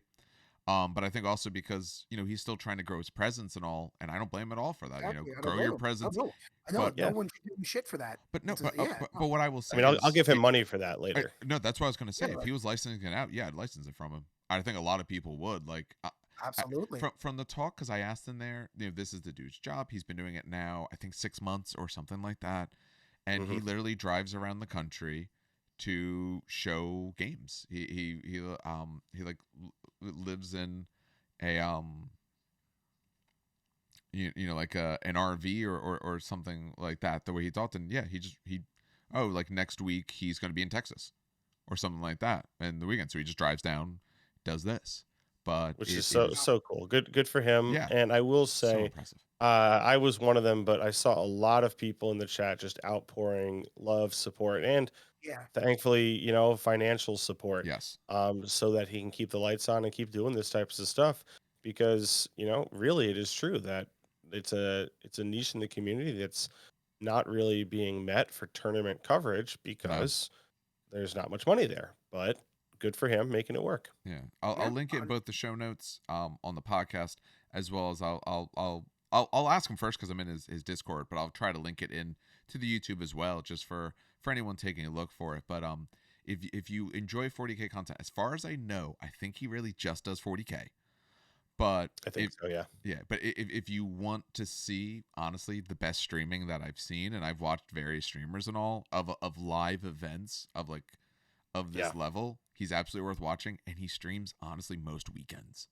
There's a few he misses, and I think it bothers him when he misses it. So if you got nothing on a weekend, you can find him streaming games. Yeah, And he streamed Shadow Round, which honestly I think was probably one of the more interesting Ridiculous. rounds. Yeah. Yeah, and well, that was the thing that I thought was really awesome because, Frontline was doing 2 stream tables and sort of flipping Yeah. back and forth between the 2, which, good to have the coverage, but always it's a little bit rough when you have to go back and forth between 2 games like that in terms of a narrative. But just having a third game every Yes. round streamed, it 50% increased the coverage, and it got people out there that you wouldn't have been able to see otherwise. The shadow round and also the quarterfinals, quarterfinals, there yeah, were yeah. 4 games, and so instead of streaming half of them, we only didn't stream 1. Yeah. And that's just great. Like I almost wish someone had also been there to stream the other one, but it just goes to show what a need there is when that was happening, and there wasn't even streaming for Sigmar until actually the Honest Wargamer, he stepped up, and I don't even know how he voodooed that from literally across the freaking pond. But Yep. he was able to stream the finals. I think someone was just like It was on a live phone. streaming it to their phone for Yep. him, and he was That's just exactly commentating. But like where there's a will, there's a way, and War Games Live is definitely a living testament to the fact that when you put your heart and soul into it, you get good results that look really, really good. And 1,000%. and the one thing he does, and I understand why they don't do it everywhere, but I would love if this happened everywhere, is miking players. Please, yes. And I agree, some players may not want that, and if you don't want that, I'm okay with it. I mean, I've been on streams for world level events, for different games, online stuff like that. It's a little nerve wracking. It's a little tough because when you make a small mistake, and at that level, 99 out of 100 times, I mean, yeah, you might get someone who's actually legitimate cheating. But at that sort of level, with complexity of rules, with how difficult it can be, with say the Custodes book being like a week old, maybe you didn't even play against it yet. You don't know much about it.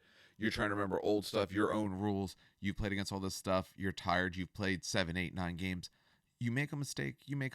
And if you make it on stream, the people in stream are going to sit there and armchair quarterback why you're a terrible person for having made this mistake or all. And I can understand. Go ahead. I do want to add that there was a really really cool mid ground that someone kind of pointed out on Reddit. Funny enough, where you instead of miking the players, right? Because not miking the players, you had the problem that FLG ran into, which was like, what's going on? Let's ask our coaches. Oh, Yeah. he's not listening. What's going Yeah, on? that was a Right? little It rough. kind of was a feel bad. It kind of felt right. But maybe you don't want to. Maybe the players don't want to be mic'd, right? Because sometimes they'll curse or it'll be demonetized. What I heard was what you can do is mic the players, but only have their audio feed go to the commenters so that they always know Uh, what's going on and they just relay what's going on. it, I You mean, know what I mean? that's better than what Frontline Gaming had going on. But honestly, if the players are up for it, I'd always rather them mic'd. As Oh someone no, who's absolutely. trying to If they're learn up the for it, I game 100% again, agree. I actually was able to follow the game. When I'm watching it and they're Hmm. talking about it, it's a little tough to follow. Even if you know what's going on, it's a little bit tougher. When I can hear your thought process and I can hear what people are saying, especially if these are some of, arguably the best players that at least come out. Yeah, maybe there's some guy who plays at his table who could beat all these people, but he never goes anywhere. But of the players who come out, when I can hear their thought process and hear what they're saying and hear how they're talking about it and what their plans are, you learn a lot from that. Yeah. No, So I agree. Yeah, it makes it a lot more accessible. I was actually kind of chuckling in the Frontline Gaming chat because I know Anthony, one of the guys who plays locally. He's mm, actually on the same team as I am, and I also play his same faction. I mean, I've literally used the list that he used a number of times.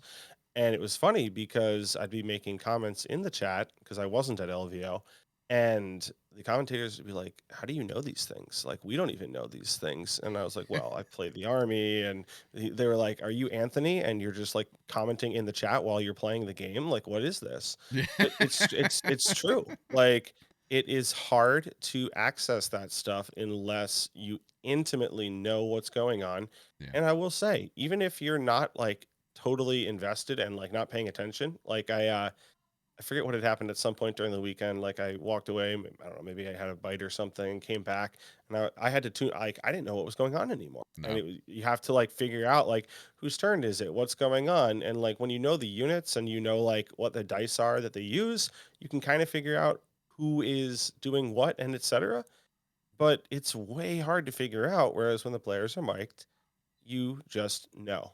I mean, you might not know what all the words mean, but it's a lot easier to get caught up and also to just tune in and instantly know what's up. Um, yeah, and also, I will say, to my understanding, the frontline gaming thing was a technology issue yes, that they had intended to attempt to mic the players and just were not able to. So that's Oh, they said it on is stream definitely that better. it was a protection thing. It was a privacy thing. They didn't want to.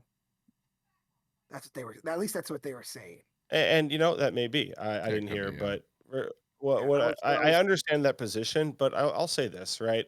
Like, yes, they're a stream and they don't want to be liable for what random internet people may say. Just, like the people who are streaming or who are on the stream, right? They might just go off the rails and say something.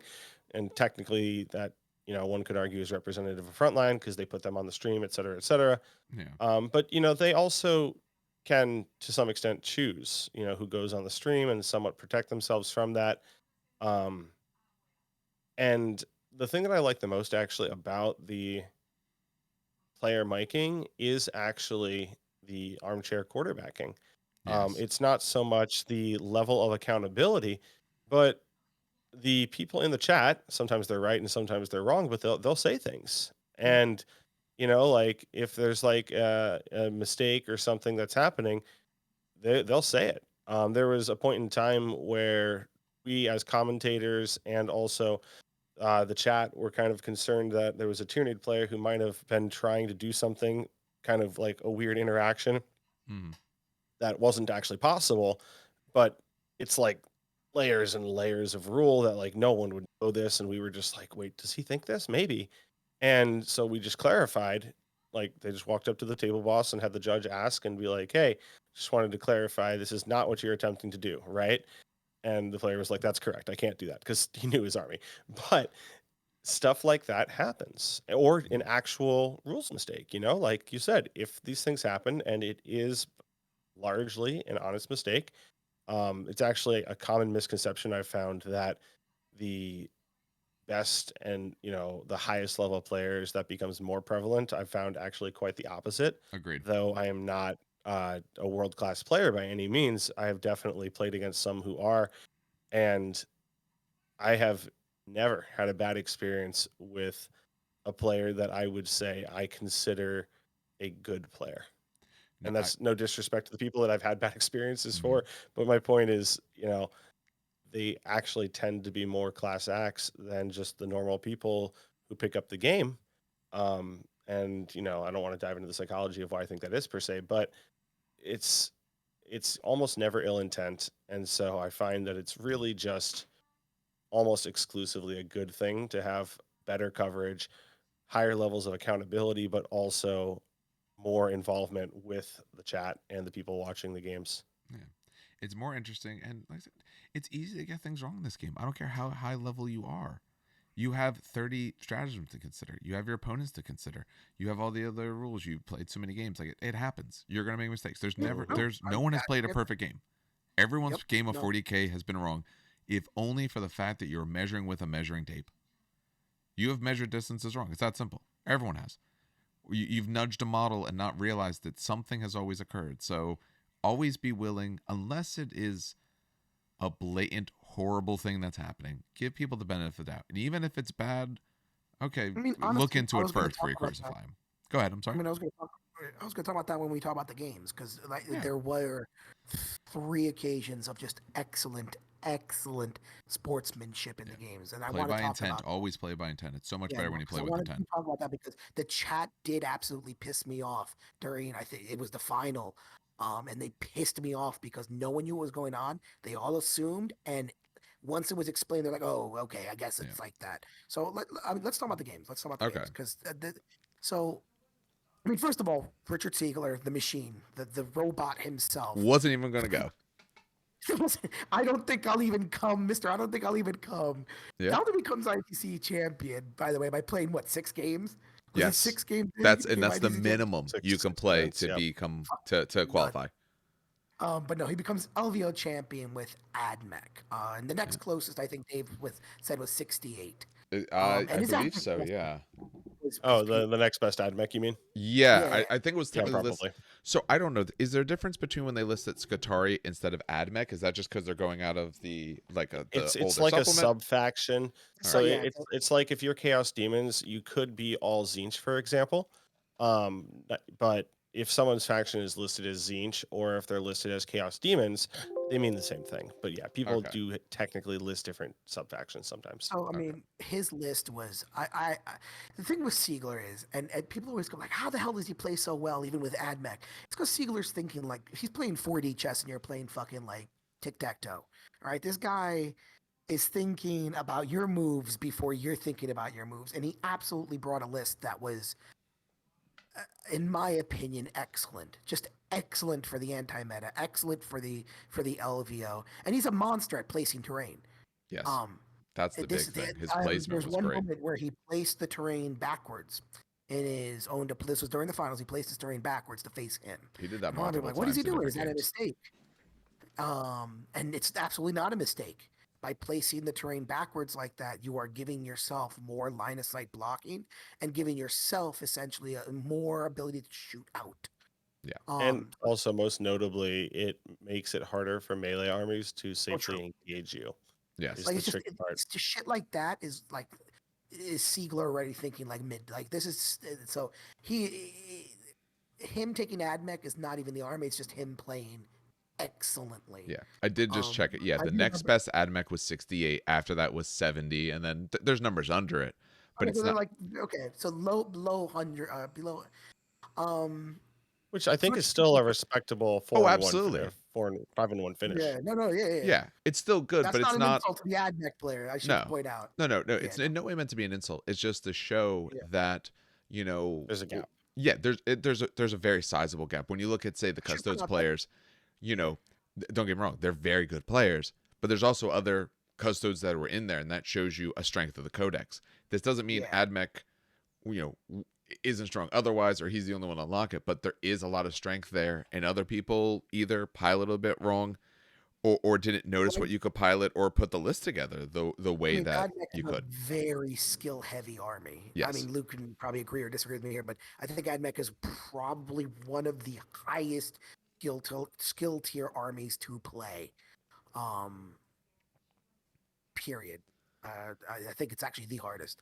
And then second place you had, second and third place you had Custodes. Yep. Um, Now Matt explain to Laura. us why they're oh so different in Yes. every way So possible, so yeah. therefore it custodians are still So fine. I love this. Wait, So and he's talking to me, the custodies expert. shut up.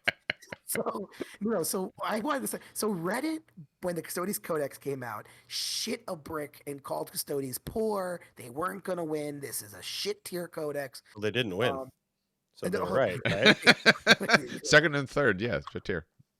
no. So then, If that stands for everyone S, was yeah, like, right. And Emperor's then Chosen is 12th the and best. Emperor's Chosen is the best, and they are.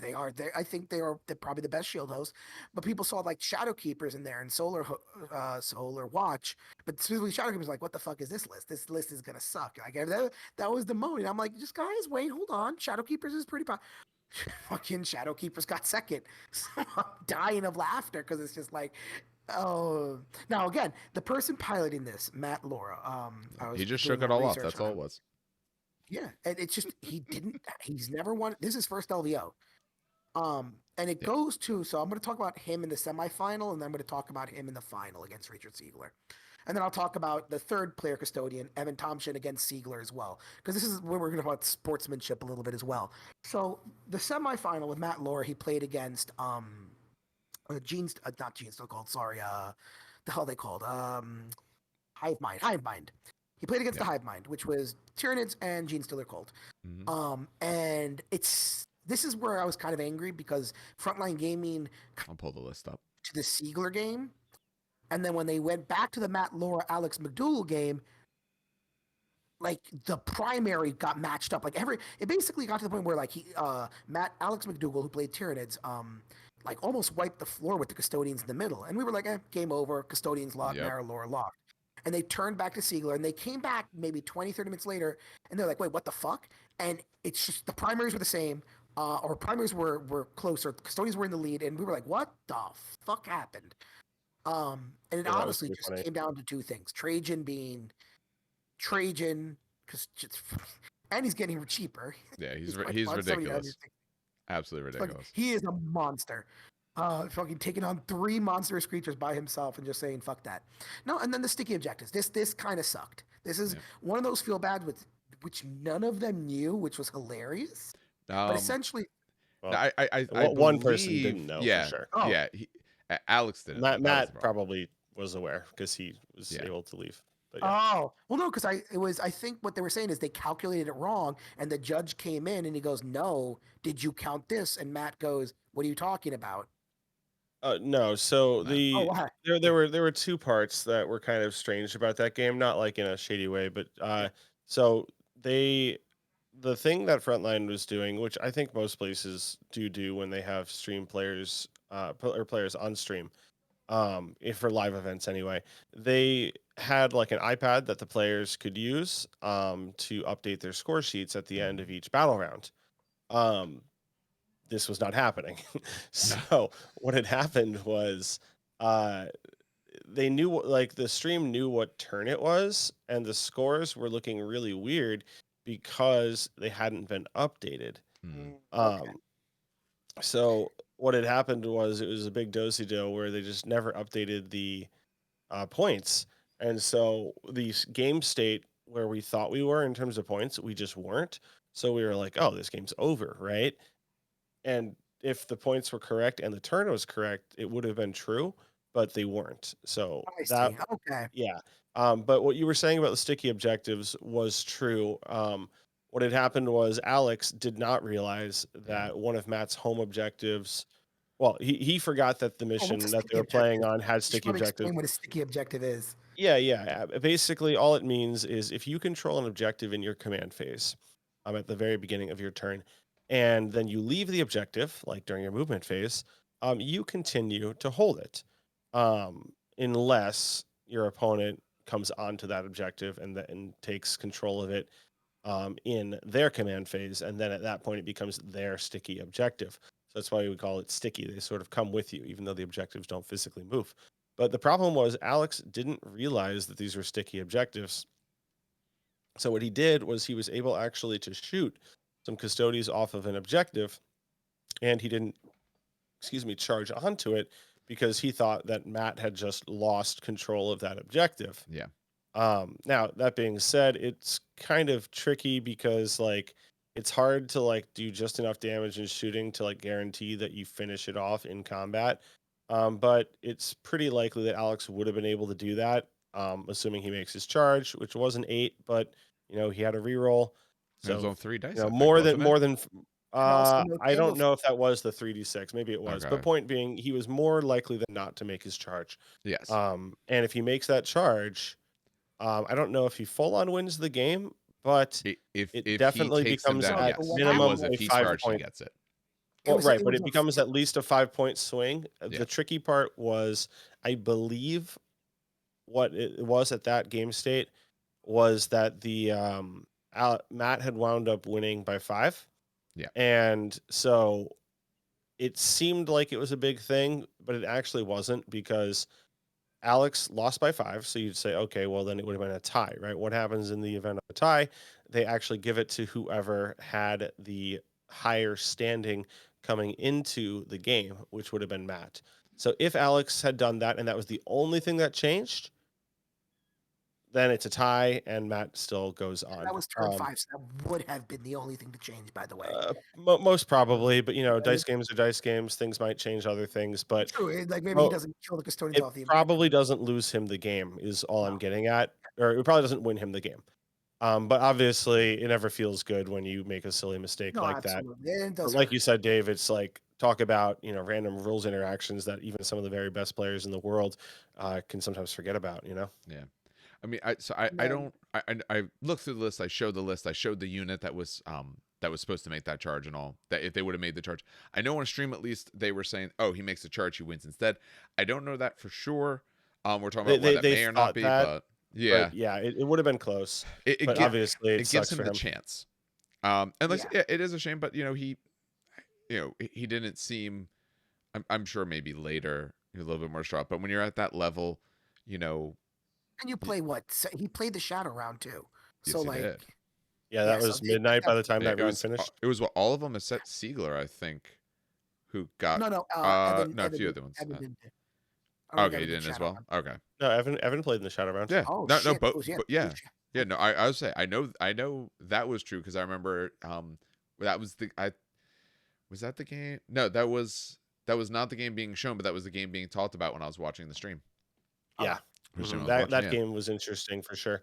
But no, yeah, Siegler was actually the only one who did not Yeah. play in the shadow round. So it was actually kind of interesting how out of the shadow round, all the people that you would say like lost sleep or whatever, / were Mhm. lower ranked, etc., actually did wind up coming out on Yeah. top. But crazy close games all around the Yeah. entire I weekend. should point out that both quarterfinals, semifinals, and Finals. the final were crazy close.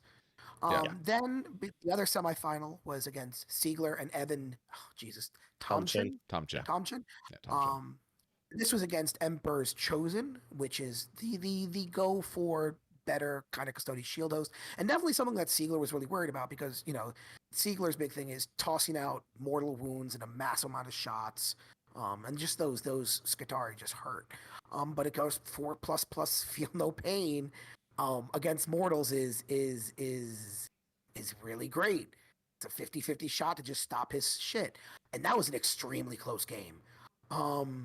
Like ridiculously close. And this is where I'm going to talk about sportsmanship, the first essence of sportsmanship. Because Siegler ran out of time. Now he ran out of time, the judges admitted, because they accidentally kept the clock on him, Yeah. right? Yeah, there and was they a didn't clock find it in issues. time, which is a problem. But again, and this is not me trying to be a dick. This is not me being a dick. This is not me being anti. I love Siegler, but technically it is player responsibility.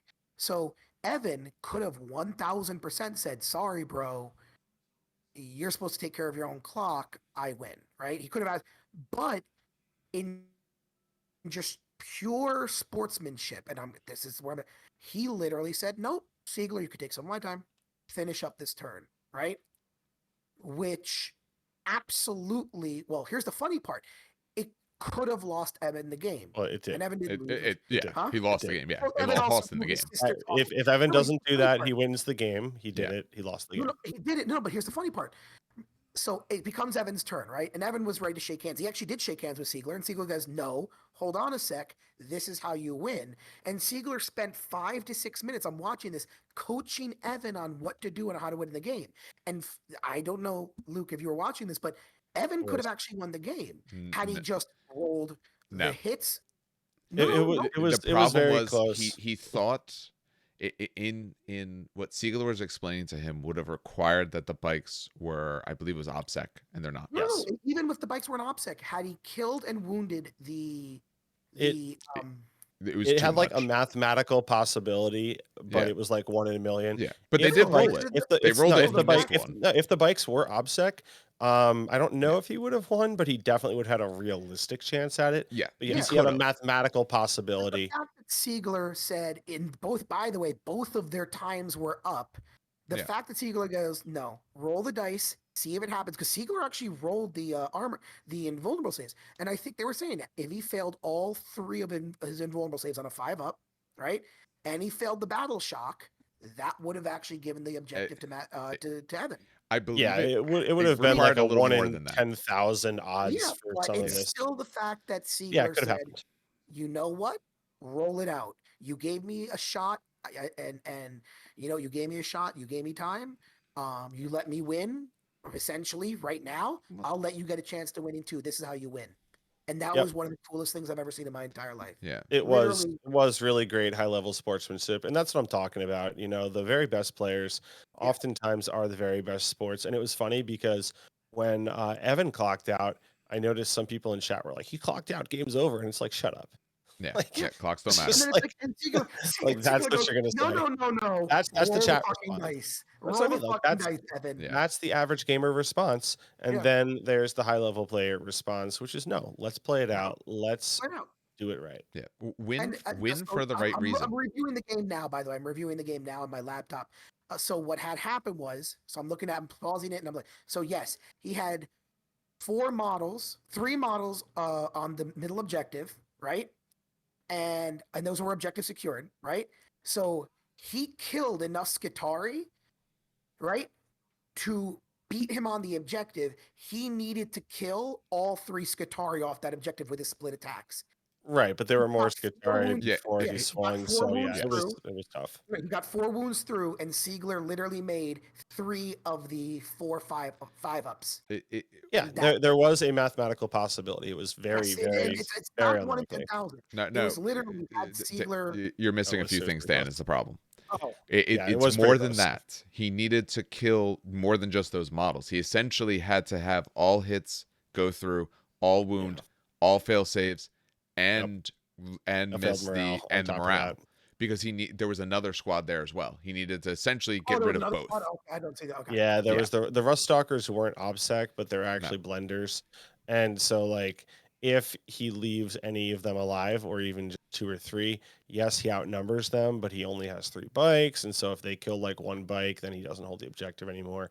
Okay. It would have been I didn't do the actual math, but I think it's fair to say that it would have been close to like 1 in 100,000 odds if Evan had won that game at that point in time, just due to dice probability. Yeah. But like you said, it was a class act thing of Richard to say, "Hey, just so you know, like this is how you could do it," except he didn't realize how unlikely it was because he thought the bikes He were thought that the OBSEC. bikes were objective secured, which Sure. they no longer are. Yeah. But regardless, like that's really the problem. And in Yeah, fact, no, that's what I'm if saying. the I'm bikes not if the dissing. bikes I'm not were dissing. if the bikes were OBSEC, I think he just kills the Rust Stalkers, outnumbers the Rangers, and everything's fine. Absolutely. yeah. So that would have been a very positive, and I think that does result in a win.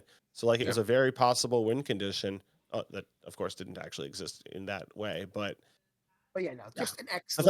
fact that it even came down to the last roll like that just goes to show how close that game was. Level, yeah. And then we get to the final game, which was Siegler versus Shadow Keepers. Now, funny enough, I felt like this was going to be a win for Siegler automatically because Shadow Keepers are Pretty much kind of everyone did. worse into AdMech because they don't have that Feel No Pain. Yep. And funny enough, until about turn 2, turn 3, he held off pretty well. Matt did a very good job of holding off Siegler. I think one of the big problem here we go, armchair general time. I think one of the big things, big mistakes Matt did was well, first of all, before we talk about the mistake, another big fucking just sportsmanship thing was when Siegler charged in, right? And then Trajan heroically intervened in a way that basically only one person could attack him. And Siegler was like, wait a minute, what? And so this is where I got angry at chat, and I'll talk about that in 5 seconds. But essentially, Siegler did not realize that Trajan could heroically intervene 6 inches. Yeah. For free, by the way. That's just Trajan. 10 points cheaper. He needs to be 10 points cheaper, right? Yeah, no, he needs to be 10 points cheaper. No, but he heroically intervenes, and Siegler goes, "Listen, I did not know this, right? Would you mind?" So here's the thing: they're not mic'd up, so people start flipping out in the fucking chat. Yeah, they Oh did. my God, Siegler's cheating. He's doing a take back. This is the finals. This is ridiculous. Meanwhile, the two fucking people ignoring the chat are having a damn discussion, right? You know what, Siegler, take it back. Do you mind if I reposition Trajan? Do you mind if this and that? And they work it out together so that they're both happy with it. Yeah. Because guess what, ladies and gentlemen? That's how you play a game. Yep. Sure, $5,000 are up on the line, but like, I almost want to say reputation is also a big thing. You don't want to get munched on for reputation. And honestly, they were both happy with that decision. And even after the announcer said, oh yeah, they both agree with this. This is what they did. This is a much fairer thing. People were like, this is fucking stupid. Siegler should have known better. I'm like, oh, guys, shut the fuck up. God damn. By admission, Siegler hadn't played Custodes against the new Custodes since they had come out. And really? it's They a didn't weird practice random against him. rule. That's weird. Yeah, that's what he said. He hadn't It played makes against sense them. because he wasn't planning on coming, and No. yeah. And it's one. And if you're random the model. players in that house, you don't need to play against AdMech because if Siegler's not coming, you're not going to play them. Exactly. Yeah. Exactly. So it pissed me off. That really angered me. And this is now armchair general time. This is where I think Matt lost the game. It's not armchair. This is absolutely where he lost. I'm not saying he would have definitely won without this move, but he lost big. I think because of this move. Out that far. I do not know why, but let's say the bike captain gets killed because obviously it's guitar. I don't know why he heroically intervened Trajan. I do not know. I don't think he realized how much of a blender he was walking into. That's what it was. I don't think he realized how much. Me playing, I used to play AdMech, so I know how much damage they can do. I don't think he realized how much damage they just literally pull out because Trajan just got dumpstered. I think it was 25 attacks, hitting on 2s, wounding on 3s, with 6s being mortal wounds. Yeah, no. Just Trajan got dumpstered.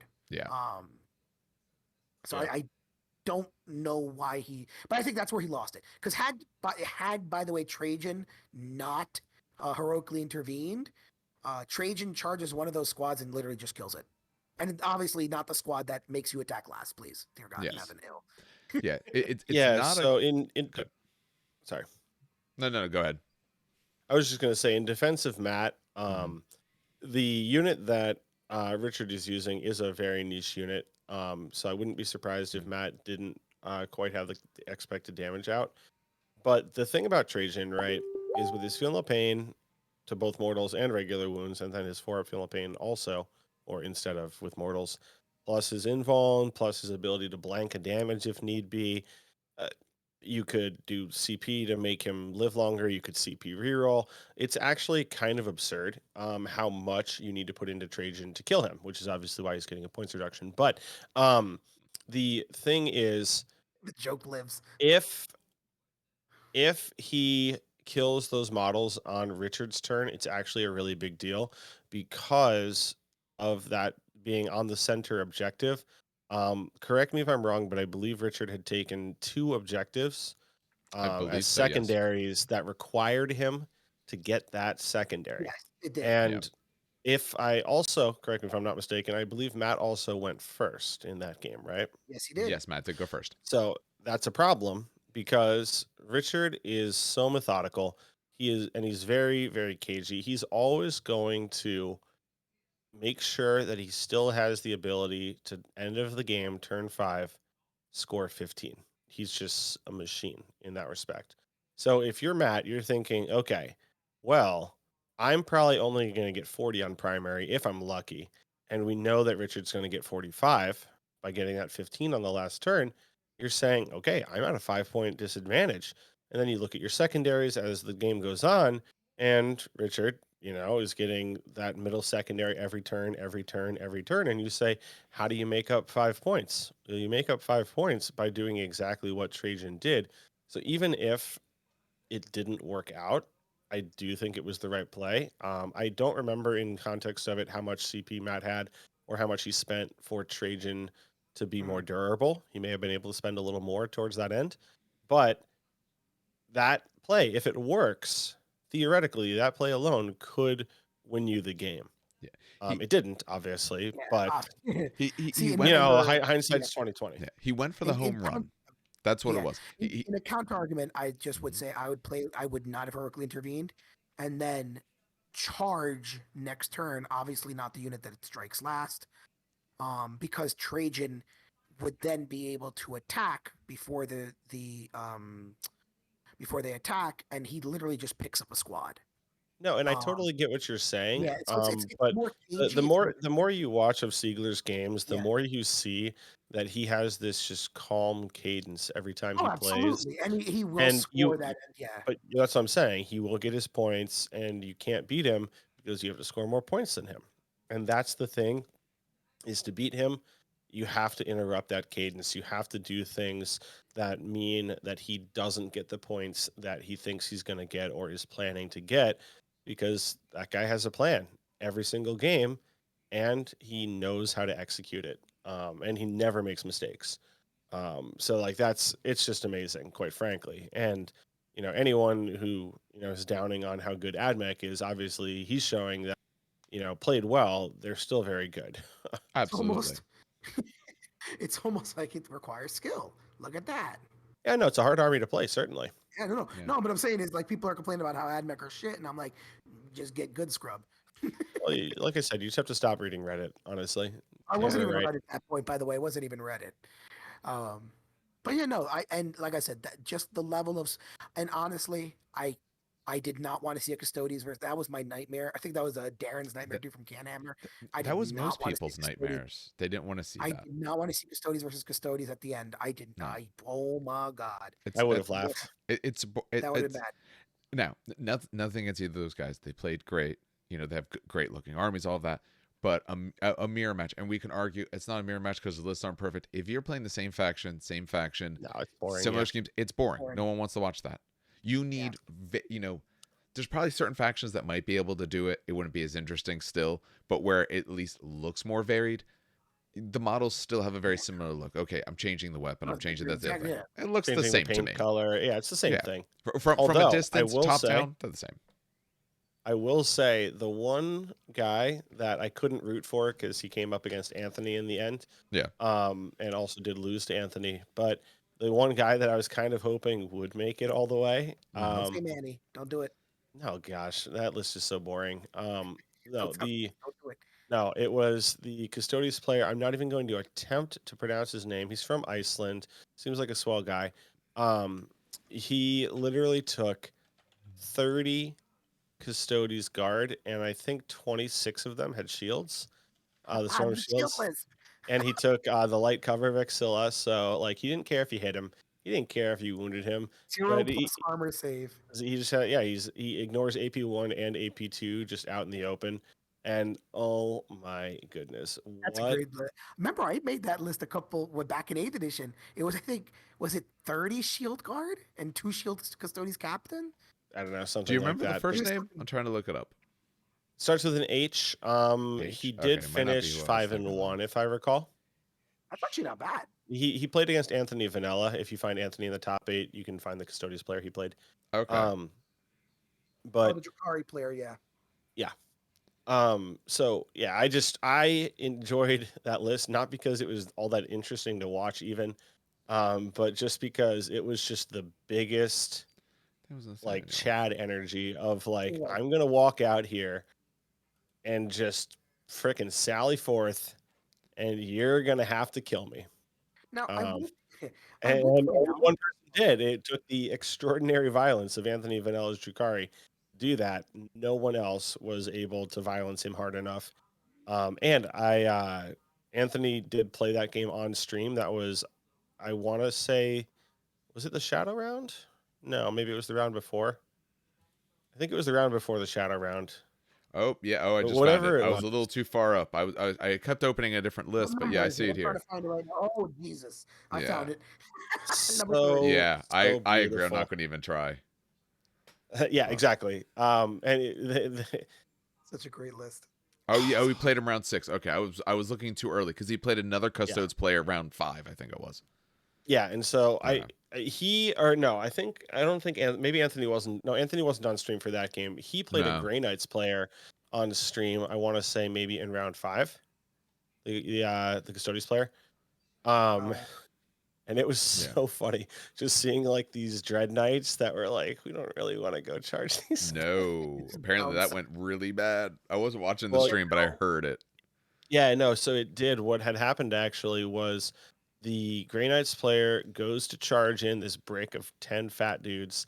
And right before he does, there's a really key psychic power that the Grey Knights have, which you point at one unit. So it's only going to do bad things to one unit, but it is +1 damage in shooting and in combat, which is obviously Ooh, that's good. Yeah. enormous when that one unit is a 500 point unit. Like Yeah. you couldn't get better value out of that if you tried.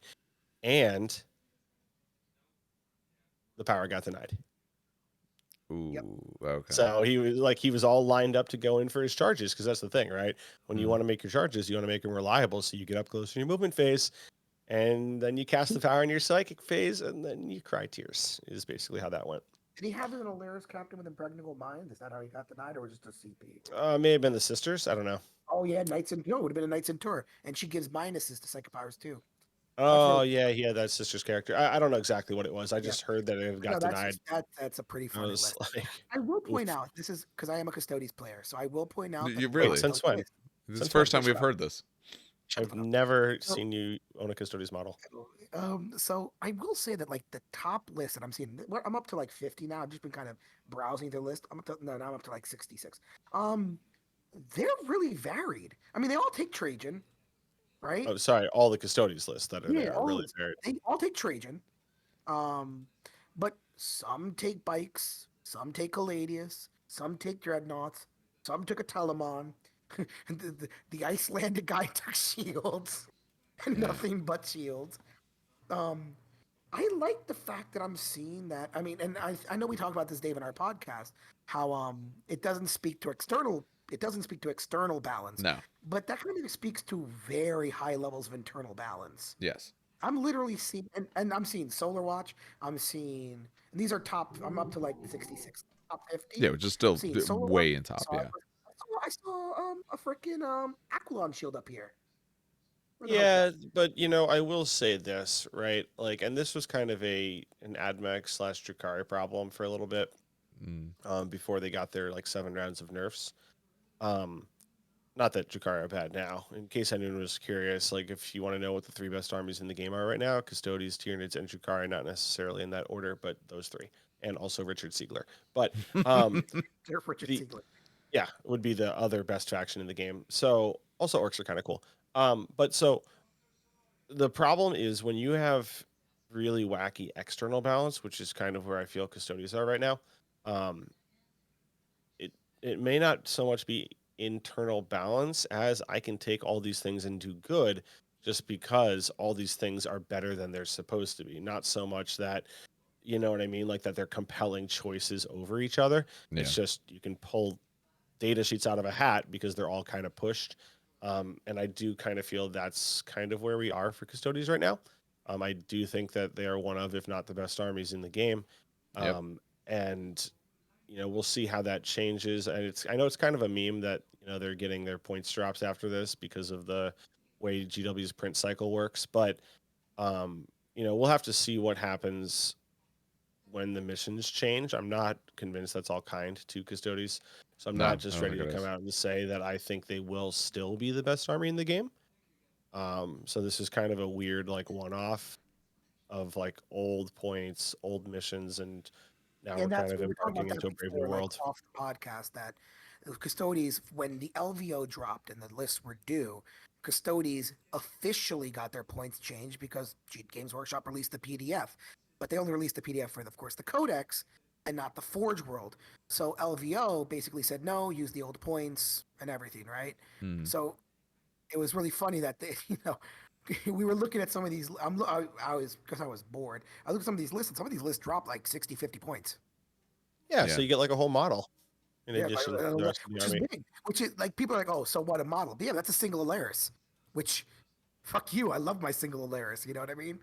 Yeah, no, as much as That's I awesome. joke, No, it definitely gives you more yeah, list building flexibility, and yeah. less points is obviously good. And free daggers. Free daggers is amazing. Yep, Best update. they got a lot of good stuff for sure. Yeah. But generally speaking, I will say outside of those three armies, the Custodes, Tyranids, and Drukhari, there was a lot of top representation. They were pretty cluttered because of how many of them were in the top 25. You only saw one, two, three, four, five, six, seven, eight other factions. But like saying 11 factions in the top 25 and 5 factions in the top 8, like, It's good. I don't hate it. No. I don't hate it. I 10 think factions, that top there are some 25. factions that could use some love, and some of the top ones obviously still need to be toned down a bit. But all these updates, points, and also balance updates, so the data slates is whatever they're called, balance data slates. Yeah. Um, just more frequent is better, and eventually getting everything to parity or something that resembles parity is closer than most people want to admit, just because they see things in their local meta, or they're like, "Man, this guy in my local meta, he plays Dark Angels and wins all the time." It's like, okay, cool. He's So, probably a pretty good player. Yeah. And Dark Angels aren't a bad army. But it doesn't mean they're broken.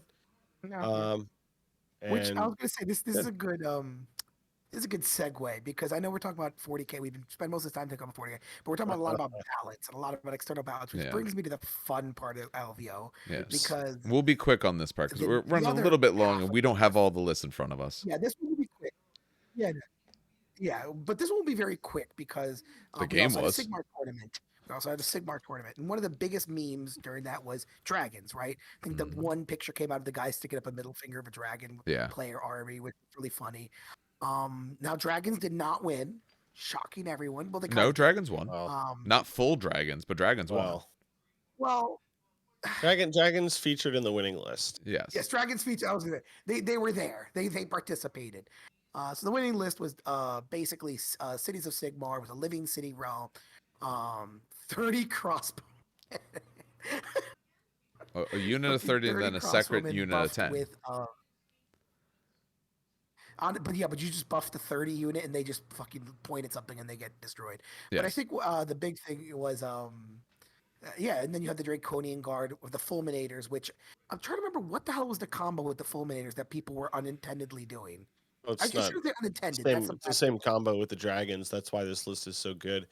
Living City have a command ability where after a unit shoots, it can move, Yeah. and this does not preclude the unit from charging, Hmm. which seems a little bit silly and over the top, and it certainly is, and that's why I won LVO. But the Fulminators are a unit that has a little bit of shooting, but nothing really to write home about, and then they just do horrible, horrible things in close combat because when they charge, their damage goes from 1 to 3. So, just casually tripling the output of the unit when they charge. So you really need to make sure they charge. And that's tough because they only move like 8 or something. But did you know when you start 9 inches away and then you Yeah. move, you get pretty close most times. Um, so that's a thing. And if I'm not mistaken, and I very well could be, but if I'm not mistaken, I believe that the redeploy that they have in Age of Sigmar that lets a unit move away only works when you move in the movement phase. So you can't even redeploy to get like a failable charge. They're just sitting at like, Yeah. this is my 3 inch charge that if I Oh my roll Snake god. Yeah. Eyes, I'll Oh, reroll. Yeah. oh. You are So yeah, correct on that that's rule. that's Is that's a movement phase problem. only. Okay. Yeah, and if I'm also not mistaken, the dragons can do the same thing Yes, they in that can. list. Yes, they do. So, each turn. Oh, I don't think you can do the same command ability twice with No, two you different can't units do in the same that, but you phase. could decide which one you need more. Right. Or you could just wait a turn and send the second wave in on turn 2 after you've decimated something. Um, and actually, interestingly, the gun people, if I'm understanding the list correctly, typically are really used more as kind of like an all-encompassing screen and just something really hard to shift off an objective or two objectives possibly. Not that you can hold both, but you can kind of just choose which one you need to hold with them.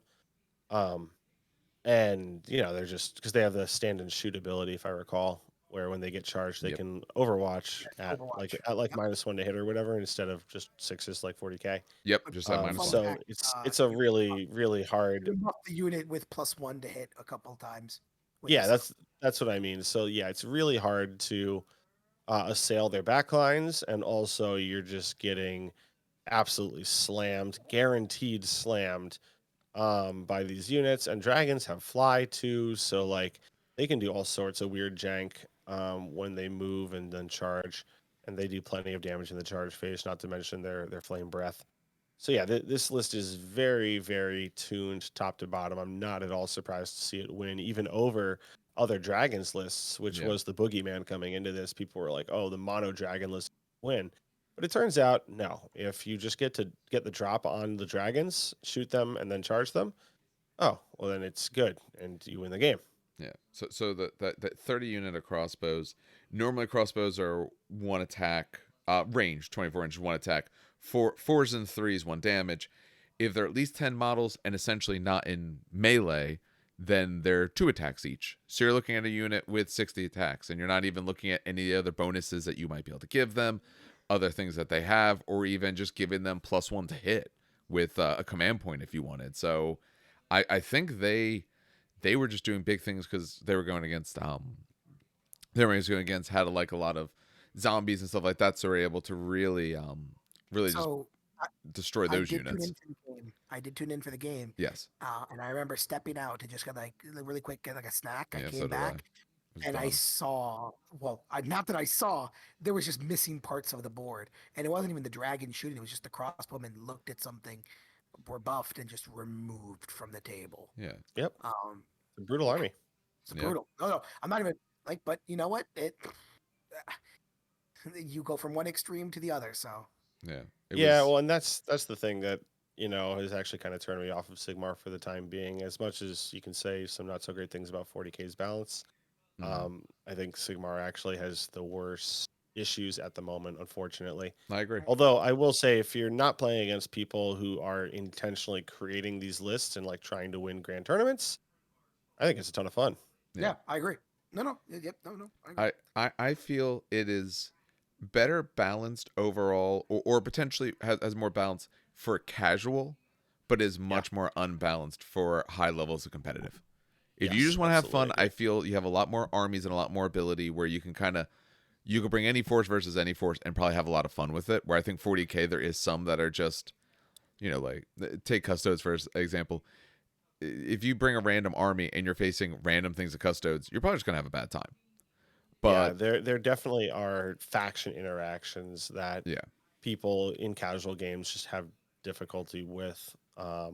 Or, the thing that I've noticed a lot in 40k is that there are victory conditions, but they aren't the intuitive things you would expect. yeah, Like you have to start playing the game in a different way to beat certain factions when you're whatever, a specific faction that has a hard time beating them conventionally.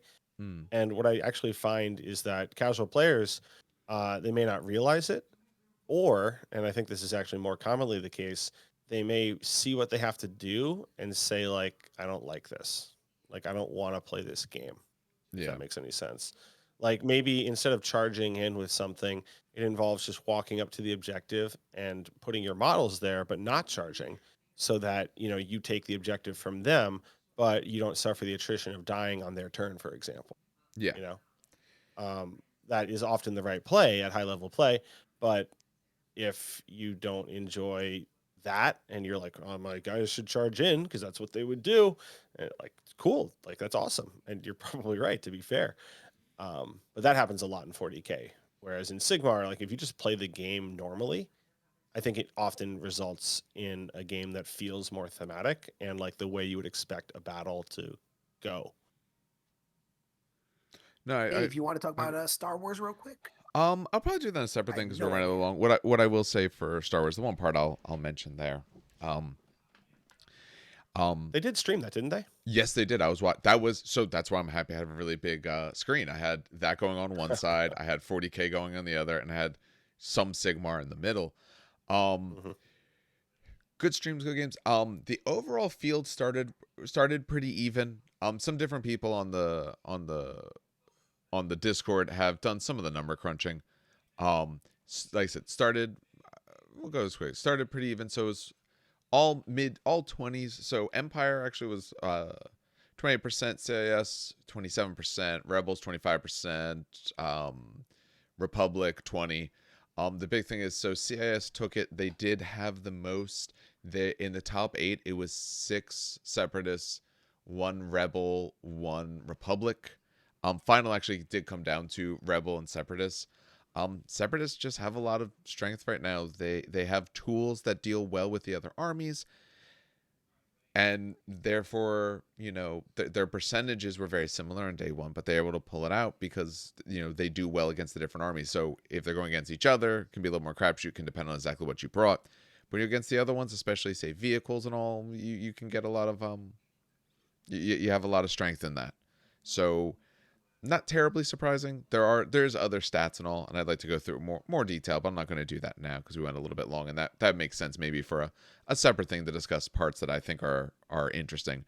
Although vehicles, not a big thing. Heavy vehicles, at least.